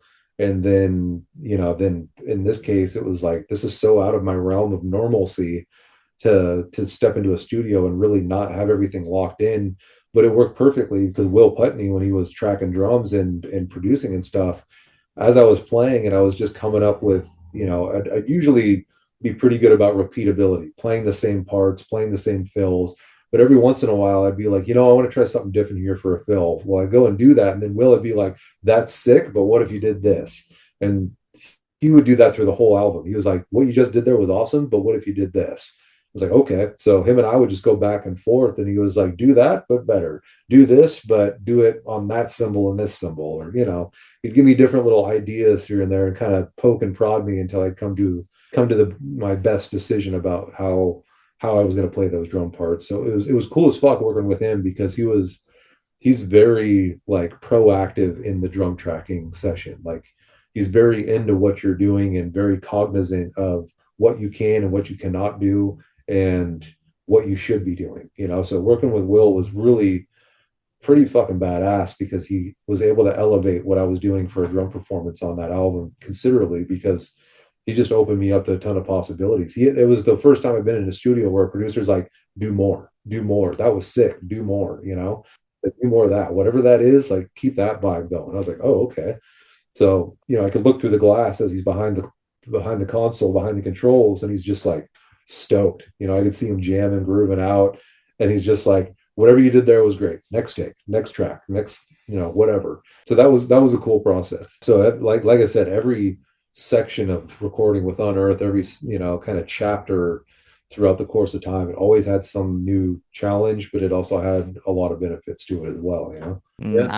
I spin them just as much as I spin the March or Darkness in the Light. Yeah, they're another batch of classic Unearth albums. Actually, are you talking to the guys at all right now? Are you guys still buddies and stuff? Yeah, I talked to Ken pretty. fairly regularly. I actually talked to Chris O'Toole over the last month or so. I saw Buzz hit me up when Unearth was actually playing a show at McMiniman's up in Tacoma, which is not far from where I live. And he was like, "Hey man, I'm in town. Do you want to come out and have a drink? I'm in Tacoma right now." And I was like, "That's fucking random," because I just thought I saw Unearth was in town with like Lacuna Coil and like Machine Head or something. And I was like, I already thought they came through town. So like for Buzz to be hitting me up now, I was like, maybe he's on a vacation. You know, Buzz just does random shit sometimes. So I was just like, maybe he's just stopping in, right? Well, I go to McMiniman's and come to find out Unearth's actually playing. And I was like, holy shit. I was like, oh, okay. I was like, well, I guess I'm watching an Unearth show. It was cool, man. Like I met up with all the dudes, hadn't seen them in a while, and had a few drinks and just shot the shit, watch him play the show with Mike. And it was cool. It was it's always going to be different seeing a band that you used to play for and seeing them with a different drummer and seeing your homies that you were with for 10 years, and seeing them in a kind of a different setting. But it was rad. It was nice to reconnect and like actually watch them play in a show in kind of a different atmosphere and a different time. So it was cool. Like, and so yeah, like I talk to Ken often. He just recently had a kid, so he's a busy man. I'm happy, yes, I'm happy that you guys have strong connections still, because after the when members leave and stuff, sometimes there could be drama and stuff, but it doesn't seem like the case with you guys, and which is I'm happy to hear that you guys are still are buddies and you guys are still hanging out and stuff. Yes, but with Ken, actually, right? With Ken, there's another chapter of you, right? There's another chapter. Maybe again, how comfortable are you talking about it? About As I Lay Dying? To a certain extent, we got pretty uncomfortable there towards the end. So It was Ken and you, right? The band hit you up with the offer, right? Was it you and Ken at the same time, or Ken joined a well, little later? it was a weird setup. So I had started kind of during the pandemic or towards, yeah, I guess it was towards the end of the pandemic.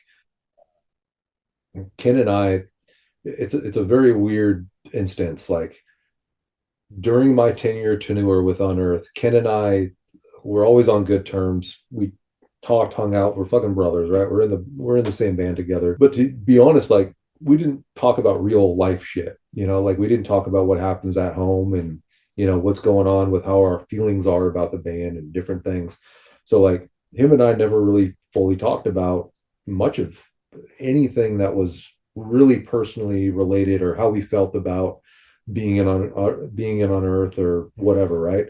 So during the pandemic, things got rough. Even before the pandemic, like right at the beginning of the pandemic, the pandemic started fucking happening when Unearth was on tour with Prong, and that was a very rough tour. I remember coming home. I had COVID. The guys in the band were all kind of in a rough mental state, and throughout a year or more of being in pandemic mode, like it was the first break that the guys in the band had from being on tour and kind of get to reflect. Like I feel like a lot of bands or a lot of musicians at that time were in this kind of revolving, changing, ever evolving kind of predicament. State. Like yeah, Mm-hmm. yeah, it was just like this kind of for that time of life. It was just this perpetual changing of the guard. Like things were just fucking different, and so it wasn't until things internally with Unearth got a little bit weird, and Ken and I, by happenstance,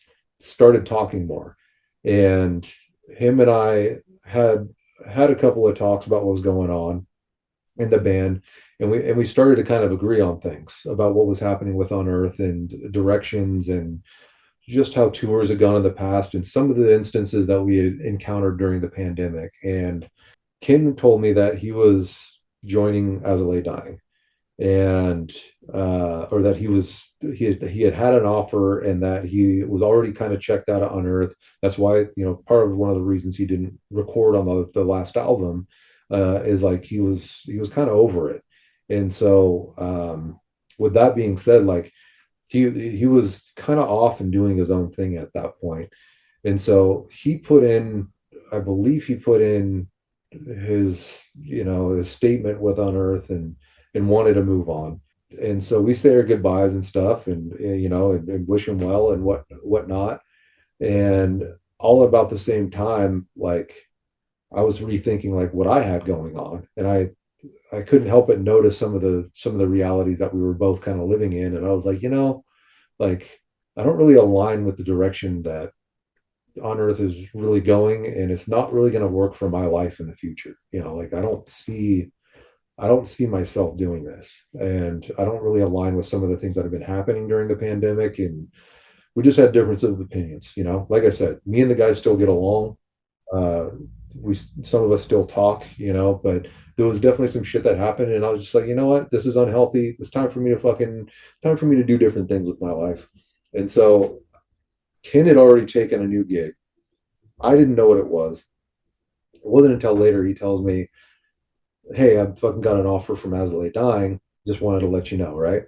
2 weeks later, after he tells me that he quit, Unearth, and he's going to As I Lay Dying to fill in on guitar, he gives me a call like 2 weeks later, and he's like, yo, Jordan just left As I Lay Dying. And I'm like, fucking why? I was like, what the hell's going on? Like, Nick just left, you joined, now I'm coming in. Or now you're getting me into the picture. I was like, what the fuck's going on? And he's like, well, Jordan has this, that, and the other, and they're like, they need a drummer. Do you want to go? And I was like, well, fuck, I don't got a gig right now. It's like I just bailed out of Unearth. I was like, I guess I'll fucking take the gig. I'm trying to remember how all this fucking kind of panned out, because it was a very different time in life, and it all happened in fucking weeks of each other.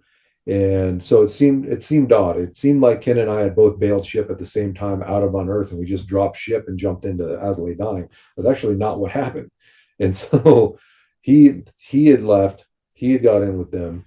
A couple weeks later, I figure some shit out, and I'm like, I gotta distance myself. And not too long after that, then Ken comes back to me and says Jordan's left. Right after Jordan leaves, and I tell him, yeah, I'll fill in. I get a message from Josh, who's now in Spirit Box, and he's like, yo, man, looking forward to jamming with you, this, that, and the other. Not more than a few weeks later, then Josh leaves. And so I find out, as I'm like literally 5 days before Ken and I are supposed to go fly down to San Diego to start rehearsing with As I Lay Dying, Josh leaves, and that's when they find Ryan Neff, or As I Lay Dying picks up Ryan Neff. So pretty much it's me, Ken, and Ryan Neff, all the new guys, and me just show up at rehearsal, and we're just kind of like, hi, nice to meet you for the first time. Just the fucking new guys in town here. Like, it's kind of fucking weird. But so I remember showing up to this fucking giant, rehearsal venue. They had all the lighting and everything set up, and backdrops. Like, it's a pre-tour, setup. Like, everybody's dialing everything in, top to bottom, lighting, sound, front of house, whatever. So we go to rehearse the first song, right? And Blinded's the first song that Phil chose to pick for us to rehearse. And I was like, okay. I was like, that's kind of a banger of a song to just fucking warm up on. But, it's like 200 BPMs plus, as a warm up tune. But here we are, and we've never jammed together before. So, pop the in-ears in, the click goes off, and next thing you know, we're to the end of Blinded, and it was fucking tighter than shit. And I was like, well, that was fucking sick. The first time that five dudes have ever jammed in a room together, and this sounds fucking killer. Like, we were all pretty stoked. Like, we partially knew some of the predicaments that we were getting into with the pretense of, Tim's past, and we were willing to give him that, second and a half chance, or whatever you want to call it. So it was like we didn't hear what had happened with Jordan or with Josh. There was no talks about any of that. So we kind of blindly went into it, hoping for the best, and hoping that Tim had changed, and had changed for the better, and realized that he had lost members in the band after going through all of this other stuff he had in his life. And we were going in there to help support that band, and help support the legacy and metalcore, and all the things related, And so we wanted to be part of something that could be something great, because after playing that first song together and realizing what we could all do as a group, we were like, holy fuck, this is sick. Like, I've never been in a position where a band jams and has in-ears in, and you can hear every nuance of everything, and it sounds fucking on point. Of course I've jammed with Ken before, and it's never been with having his guitar pumped into my ears, and I've never jammed with Ryan or Phil. but everybody collaboratively like fucking crushed. It was a cool beginning to jamming with all of those dudes and being in a new position after being in a band for 10 years, for Kim Susi being in a band for 20, 25 years, and then moving into a new gig. Like it was all very kind of fresh for all of us, like Ryan was been Miss May I for years and had this opportunity. It was a cool awakening, it was something definitely fresh and kind of uplifting for all of us because it was all new, and it was different and like taking that risk and taking whatever associated person that we knew were involved at the time.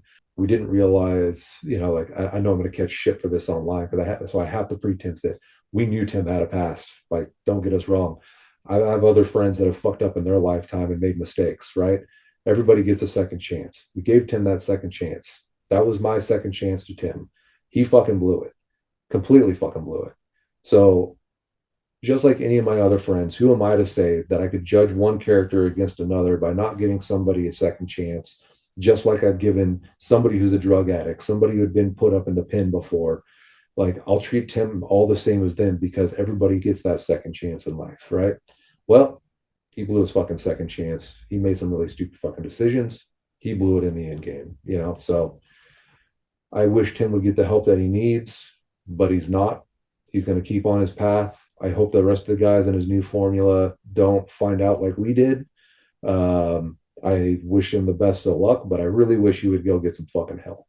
Beyond that, I really don't want to say much because the internet and everybody else knows what the fuck happened. And Yeah, man, it's okay. You always want to give the person a second chance. It's just our human nature. We want to be good.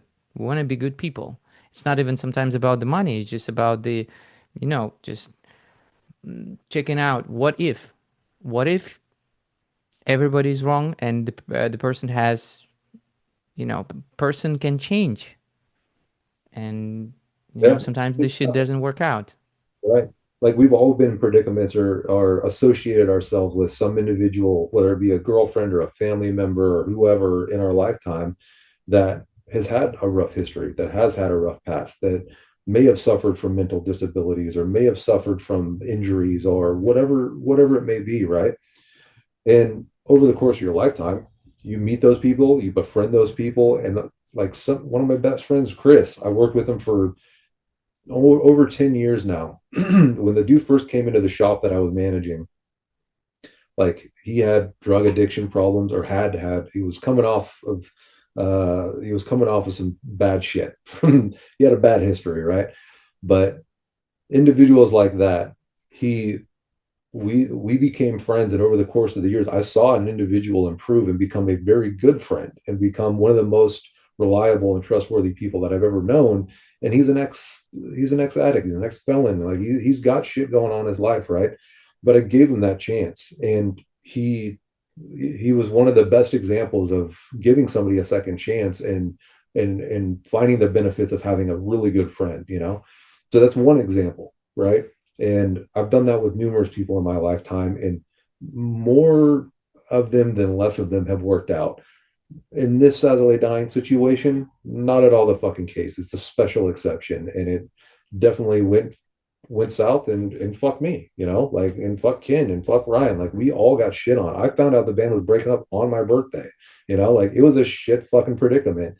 And within 24 or 48 hours time, I went from thinking that I was going on tour in Europe, uh, like 2 weeks later, to finding out that the band was falling apart, all because of the shit that Tim had done, right?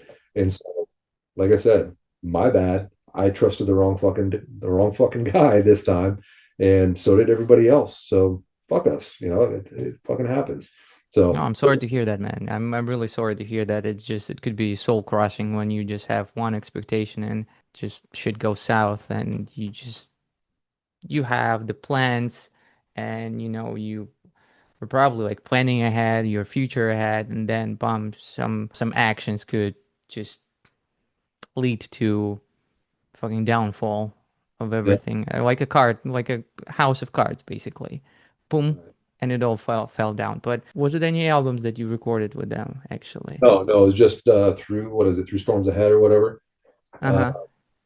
yeah, that there was like four singles that came out when I first started working with Adelaide Dying. I went and tracked one single with them, and then I don't can't remember. I don't that single didn't get put out, I don't think. We ended up tracking all the other songs, and then one of those came out. Man, I'm trying to remember the song. I think it was Storms Ahead.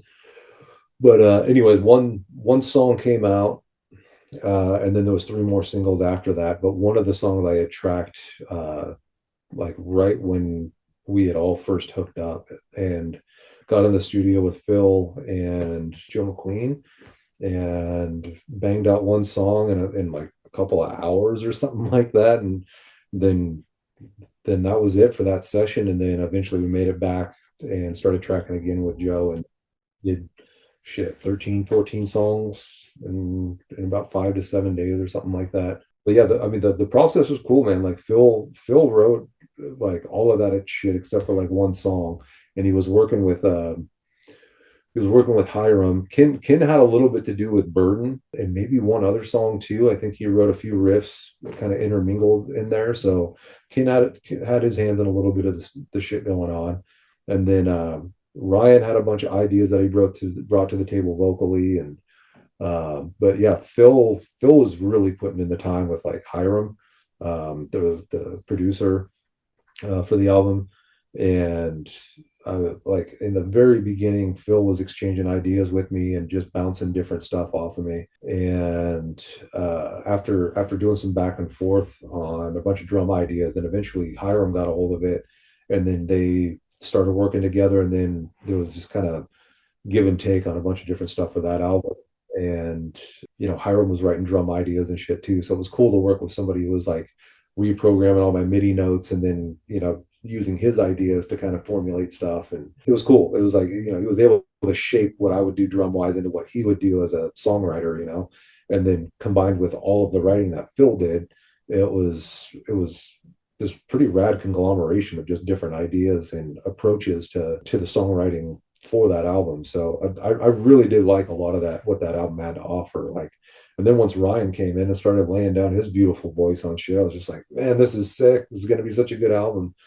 So like we all dumped our heart and soul into that to make it like a statement as this new band lineup, and this is the new album, and this is everything that's coming out, and this is what we got to show for it. And so the album fucking is, supposed to come out, and literally like 2 weeks before it comes out, and the band falls apart.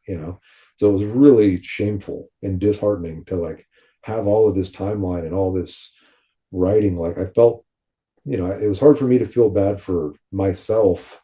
Not like I'm one to fucking sulk and feel bad about this shit, but it was like I'm looking across the table at like Phil, and I'm like, dude, you have dumped so much time into writing all of this shit and all the back and forth you've had with me and with Hiram and everything that has happened to come to find out that like we just have to let it lie and we're all done. It's like this is so fucked.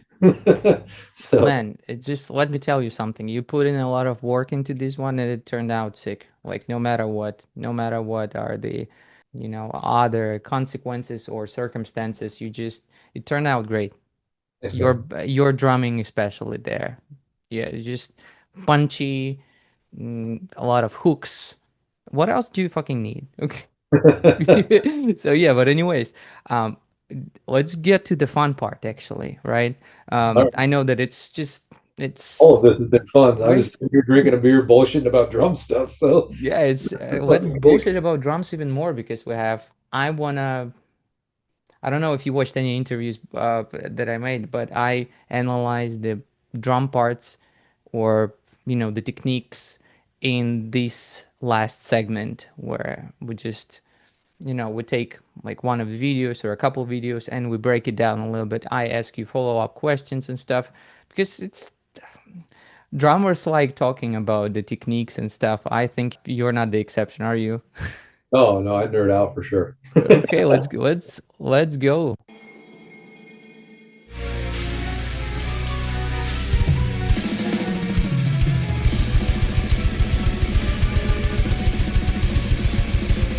Oh, that's new shit. Yeah, so I did put something out for the new album. What's that? That I think that is from the new album. Yeah, that's why I ask you. Is it because I remember Man, there were yeah, I because I totally remember forgot to put that out. yes. So let's talk about your technique actually. You were talking about the traditional grip, right? Is it your traditional grip is a little bit unorthodox from what I remember, from what I see, or is it? Is it just a regular? Because I could see that you were talking about the like making it cut through the mix and everything with the blast beats. How is it? Can you talk about it a little bit? There's certain tempo ranges that I found, Mike. So in pursuit of trying to make all of my strokes more linear and balance them out volume wise, I found at certain tempos that I could position my left hand either lower, like I would fold my hand over so that the stick became more parallel to the playing surface. And there's a lot of thumb involved to where, like, when I was, I'd have this literal huge fucking chunk of meat on my thumb that was all calloused. And I'd have it like in the webbing of my finger here. I'd grow like it looked like a cyst, but it was just a big callus inside of there. But anyways, from just playing traditional as I'm blasting, if I was at kind of any tempos that were like, let's say sub 210 BPMs, that hand would kind of roll over to allow the stick to be more parallel to the surface. And then I'm controlling the rebound with mainly thumb. And that allows the stick to rebound further back up. So I'm maximizing power to get the most volume out of my blast at those tempos. So that was one of the kind of transitions I made when from playing, a lot of tech death to where generally the opposite of that would be happening is instead of being here to where the stick lays parallel, the hand kind of comes over and the forefinger would tuck onto the top of the stick, and that would control the rebound into smaller strokes. So that way I could play faster, but still try and maintain some kind of linear. Velocity, like high velocity to it? Yeah, so there wasn't as much obviously velocity because of the faster tempos, but I could control the velocity and the rebound by introducing this, forefinger and controlling that rebound. And it also was more effective for doing quick fills coming out of blasting. Because the problem with playing, more of that parallel open-handed traditional is that when you go in to do fills, if you're trying to maximize your rebound off of the snare, is that you could easily lose control and I'd be flinging a stick somewhere, right? Because you're relying mostly on thumb control. So that was kind of the difference between, in blasting sections is at certain tempos, rough estimates would be like in the 210s to 200s. Anything from there and below would be more open-handed parallel thumb control. Anything 210 and above, I'd start to bring that finger in, and that would control the faster blast beats and be able to control doing fills at those tempos as well. What is the fastest tempo that you maybe recorded with the blast beats? I'd say with traditional, if I'm doing an alternating blast, just alternating singles, like I would say in the 250 to 260 range would be the very Crazy, that's a lot. yeah, pretty quick. And if it's just right hand and like if I'm doing like a kind of a halftime bomb blast or the left hand's just riding on a hi-hat or something and this hand's cruising fast at that tempo, I can get into like the if I'm warm like 285-ish using like push pull or molar or something with the right hand. But yeah, I would say because like I took a lot of influence kind of from what is it, Jojo Mayer's Secret Weapons for the Modern Drummer. I don't know if you watch that DVD, but he has a lot I of. didn't, unfortunately. You want to know some shit about traditional grip? Jojo Mayer is the man. Like that dude breaks it down so well. I took some inspiration from him because it really does work if you tune your drums a certain way. I guess I shouldn't say that. Jojo Mayer explained it in a way that you could play essentially on a pepperoni pizza. You could play fast tempos on a pillow. You could play without having any rebound at all, really. So I took some inspiration from that. I was like, if this fucking guy can do it, I might as well be able to make it work too. I need to figure out how his technique works and how traditional really can be utilized for really fast tempos. Jojo Mayer can play some insanely fast stuff, faster than I can definitely hit. but it's when you're trying to play metal stuff and have that velocity and consistency for long durations of time, that's when I started developing a way to blast beat with my left hand, and started to create the separation between playing more parallel versus playing with my finger wrapped for those kind of situations where it's a longer blast beat, where it's a very fast blast beat, where I wanted to have more volume in a blast beat. Like those kind of different criteria that I would find myself categorizing the blast beats into, so but yeah, like that Jojo Mayer stuff, like he was doing a lot of drum and bass related kind of left hand traditional grip stuff where he was playing quick as fuck, and he was doing it so well and so like it was soulful. I just had feeling to it, and I was like, what if I could do that with a blast beat? Like what if I could try and make it sound that way? There's very select few drummers I feel that make blast beats sound soulful, or sound like they're playing from the heart. Naveen Cobra Wise is definitely one of them. Nick Barker has a way to do it in a mechanical, very precise way. Like there's certain drummers out there that have a very particular way of playing blast beats that I find very appealing. And then there's also a lot of drummers out there where I'm like, I've seen every other drummer do this. It doesn't have the same curve appeal to it. Like Inferno from Behemoth. Like he doesn't have the most powerful blasts out there, but his blast sounds sick as fuck when he does do it. So it's like, and he does it a lot. There's a lot of drummers out there that kind of have that feeling to them. It's just like grooving in any other kind of musical atmosphere. If you're playing funk or you're playing jazz or reggae or whatever the fuck, drum and bass, all of those drummers that play those genres, there's always going to be guys that really have it locked in. And there's the same thing for metal drummers. There's guys that you watch blast. Guy's name's James from that's playing for Decapitated right now. I don't know if Stewart. Yeah. Stewart is so fucking nasty when it comes to blast beating, and he has power for days. He's got speed for days. Like I don't know if you've seen that dude's bass drum pedal setup, but he's playing like Thomas Speed Cobras. Like if this is his bass drum head, his beater's like way the fuck over here. Wow. Him and Dave Lombardo is the only two guys I've seen that have beater distance that's nearly double what I use. Like my shit's sitting somewhere like, at more than a 45, like maybe a 50-degree angle. James Stewart's shit was like fucking way out there. I was like, how do you even do this, man? This pains me to watch you play double bass so fast and so well with a pedal setup like that, And same thing with blast beating. Like, so there's certain guys that like, it just baffles me to watch them play. It's like, you are built for this. You are playing blast beats the way I would want to hear them played. But watching guys like that has helped me kind of refine what I do and figure out better ways to do it with traditional grip. Because I'm not going to say it's hard, but I'm not going to say it's easy. There's definitely there's definitely some learning curve in trying to figure out what the hell you're going to do with a left hand in a heavy metal setting.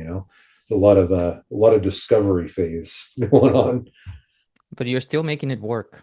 You were saying that you were using the traditional grip on the left hand, right? Have you experimented with like different grips or different techniques and stuff? Maybe like not in the beginning, but maybe later, or you probably thought, okay, the traditional grip works with me and I'm just gonna stick to it. What was your route? I kind of never made the time to learn how to play match grip. The only time that I did was playing tenors in marching band in high school.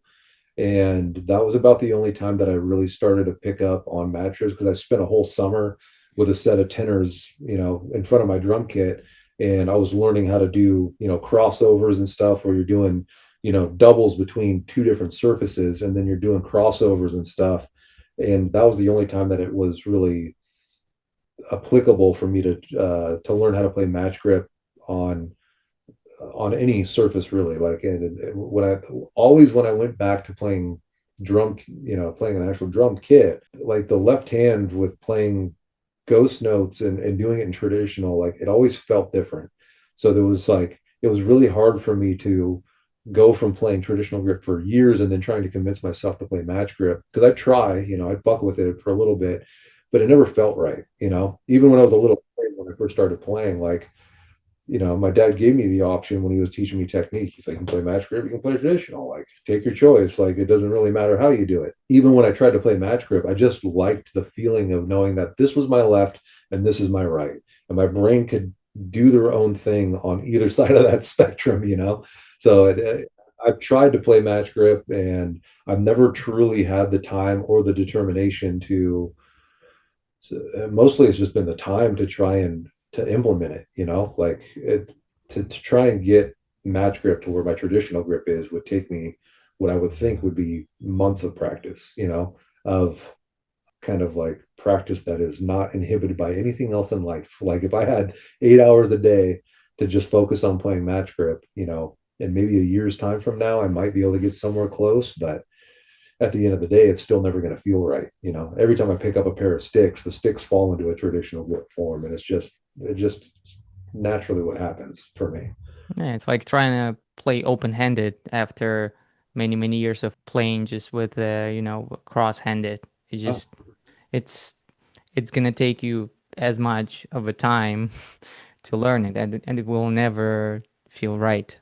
I'm trying to learn how to play open-handed with the scan beats because it will give you the power, on the snare, but it never like I've been doing it for like 2 years, and mhm. then still your hands want to do the cross. Right.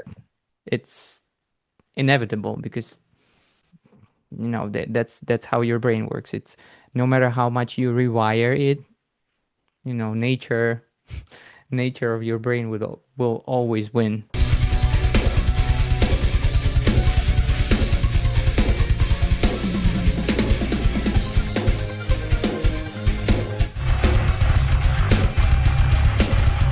So with these parts here, Yeah, there's no doubles on anything. It's like I think so it's all singles. all singles. Yep. All singles. So when it comes to doubles, when do you tell yourself, okay, so that's when I'm gonna be using doubles, when that's time when I'm gonna be using singles? If I Um, can't lead with my right foot, if my right foot is indicating a downbeat and I have to do some kind of, if I can't land with power on my right foot to really lock in a groove or something, I'll use I'll use diddles or doubles on any one of my feet to try and make sure that that downbeat note coming into the next passage or coming out of a fill or whatever it may be is ending up on my right foot. Kind of a Thomas Lang trick. Thomas Lang, like one of his first instructional DVDs, he had a great way of doing like a swing beats, like a like a gallop, like hot for teacher kind of shit, where instead of doing kind of a gallop where it's just right left, where it'd be a right, you would do the same thing with the feet. If you're doing that, you can always end up on your right foot, so you can always find that pocket in your groove, something of that effect. So you're always ending up on your right foot as your lead. And if there's parts where because there is some stuff in the new Breath in the Bureau, there's some stuff that I did in the Prisms, which is one of the songs from the last Breath in the Bureau album, where there was diddles where I would do a diddle on my left foot in order to end up on a downbeat somewhere.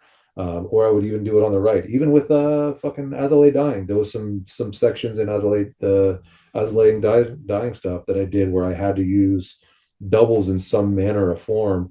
Even with they did some weird studio magic with one of their albums, and there was some drum parts that were in there where I had to do a diddle on one of my feet in order to match what the syncopated guitar rhythm was from the album. There's certain sections where I find that if I cannot get onto a lead right foot pattern, that inevitably I'm going to end up doing a diddle somewhere on one of my feet to make sure that I know where home is in the groove. Two quick questions. With slower tempos on your legs, is it full leg or it's ankle? That's a good question. I think it's kind of a combination of both. Don't, I try not use full leg. If anything, it's kind of like when you would use your arm and you're doing a regular single stroke with a stick, right? You're like There's dropping it down.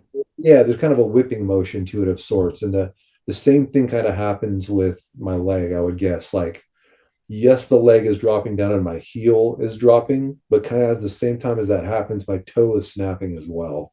So it's kind of it. I guess you would identify it as you know, maybe 50% leg, 30% heel, 20% toe, something like that. Okay, I also noticed the right symbol. It looks greenish, right? That's every ride cymbal I've had. I never clean them, and it's all sweat. It's never been It's all from sweat. all sweat. It's never been buried. It's never been, because I've heard people do that. They want to get a patina on it and they want to change the color and they change the sound and all this stuff. It's literally just never cleaning it, and it's been toured, and I never wipe that cymbal off. So it's just this nasty fucking green grime. Like, you always carry it from the bottom. You don't wipe your fingers across to the fucking top and touch your face or anything. Like, yeah, it's fucking disgusting. But like the Mega Bell ride that I'm using right now, 21-inch A Custom Zildjian Mega Bell ride, that thing covered in sweat sounds fucking tits. Like, you can't tell me you're gonna get a better bell sound out of a cymbal, because how that thing sounds so raw and just nasty, but it's still controlled, like, I don't know, there's a certain flavor to it. It's like, if I wanted to play drum and bass on a ride like that, I could kind of make it happen by staying closer to the outer edge, because it's been so tamed down by how much filth is on top of that cymbal. If I want to go into more of a death metal part, all I have to do is scoot up close to the bell, and next thing you know, it completely transformed the way it sounds. Um, Wow. Also in the studio, what I noticed, like whether I'm recording at home or if I go into an actual recording studio, like the the shimmery kind of vibrant sounds like that resonate and reflect inside of a room. I generally don't like that. Like, I like to hear more of an organic, raw cymbal tone. And like when I define that, especially in metal, because there's so many different angles and avenues of ride cymbal tone that has been had in many different bands, right? And some of the best cymbal tones that I like, Gojira, like he's got, like Mario Duplantier has got some fucking incredible ride tone. But on the other end of the spectrum, and that's mostly because the bells sound nasty as fuck, right? But then you listen to like Dimmu Borgir, Nick Barker, probably one of my favorite ride tones. It's super pingy, definitive as fuck. You never miss any of his ride patterns. Like, it's always there, right?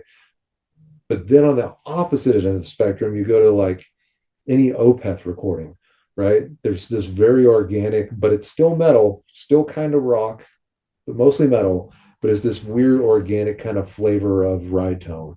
And so I kind of wanted to meld that kind of combination. And I couldn't really find exactly this right ride tone for me. And I noticed by leaving sweat in an ungodly amount on a cymbal that I could kind of achieve that. So that's kind of how that came to be. So I've got like three ride cymbals at home.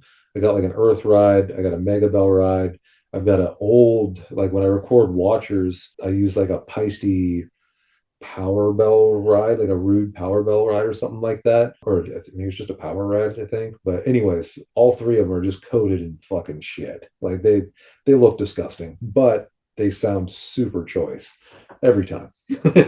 I can't wait for people to watch it and then start fucking sweating on their cymbals all Yeah, over. right. I'm waiting for everybody else to pick up on the curve.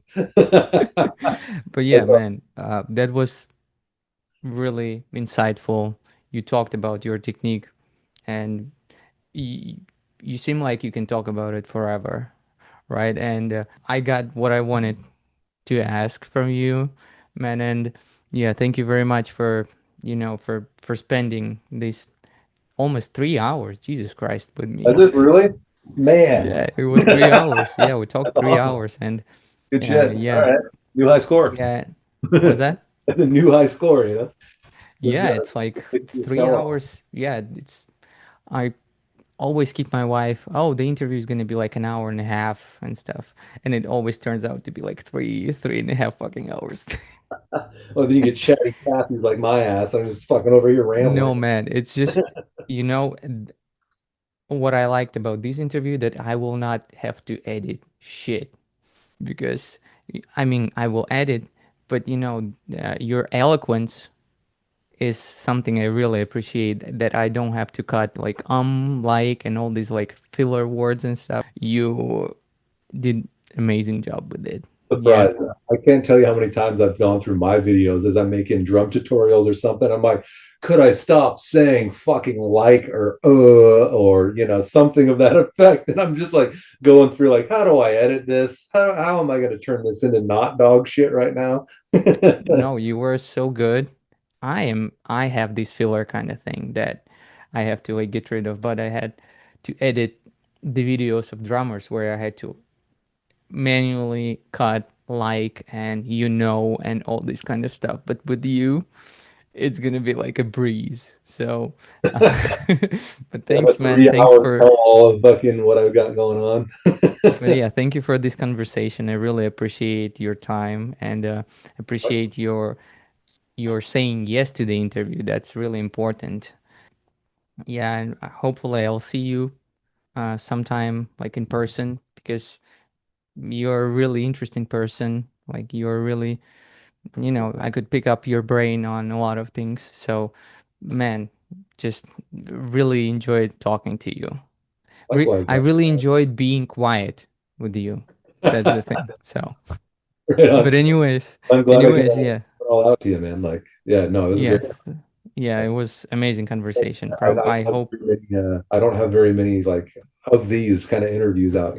So like hearing you say that, it's like, well, fuck, I might as well tell this guy all the shit then. Like, why not?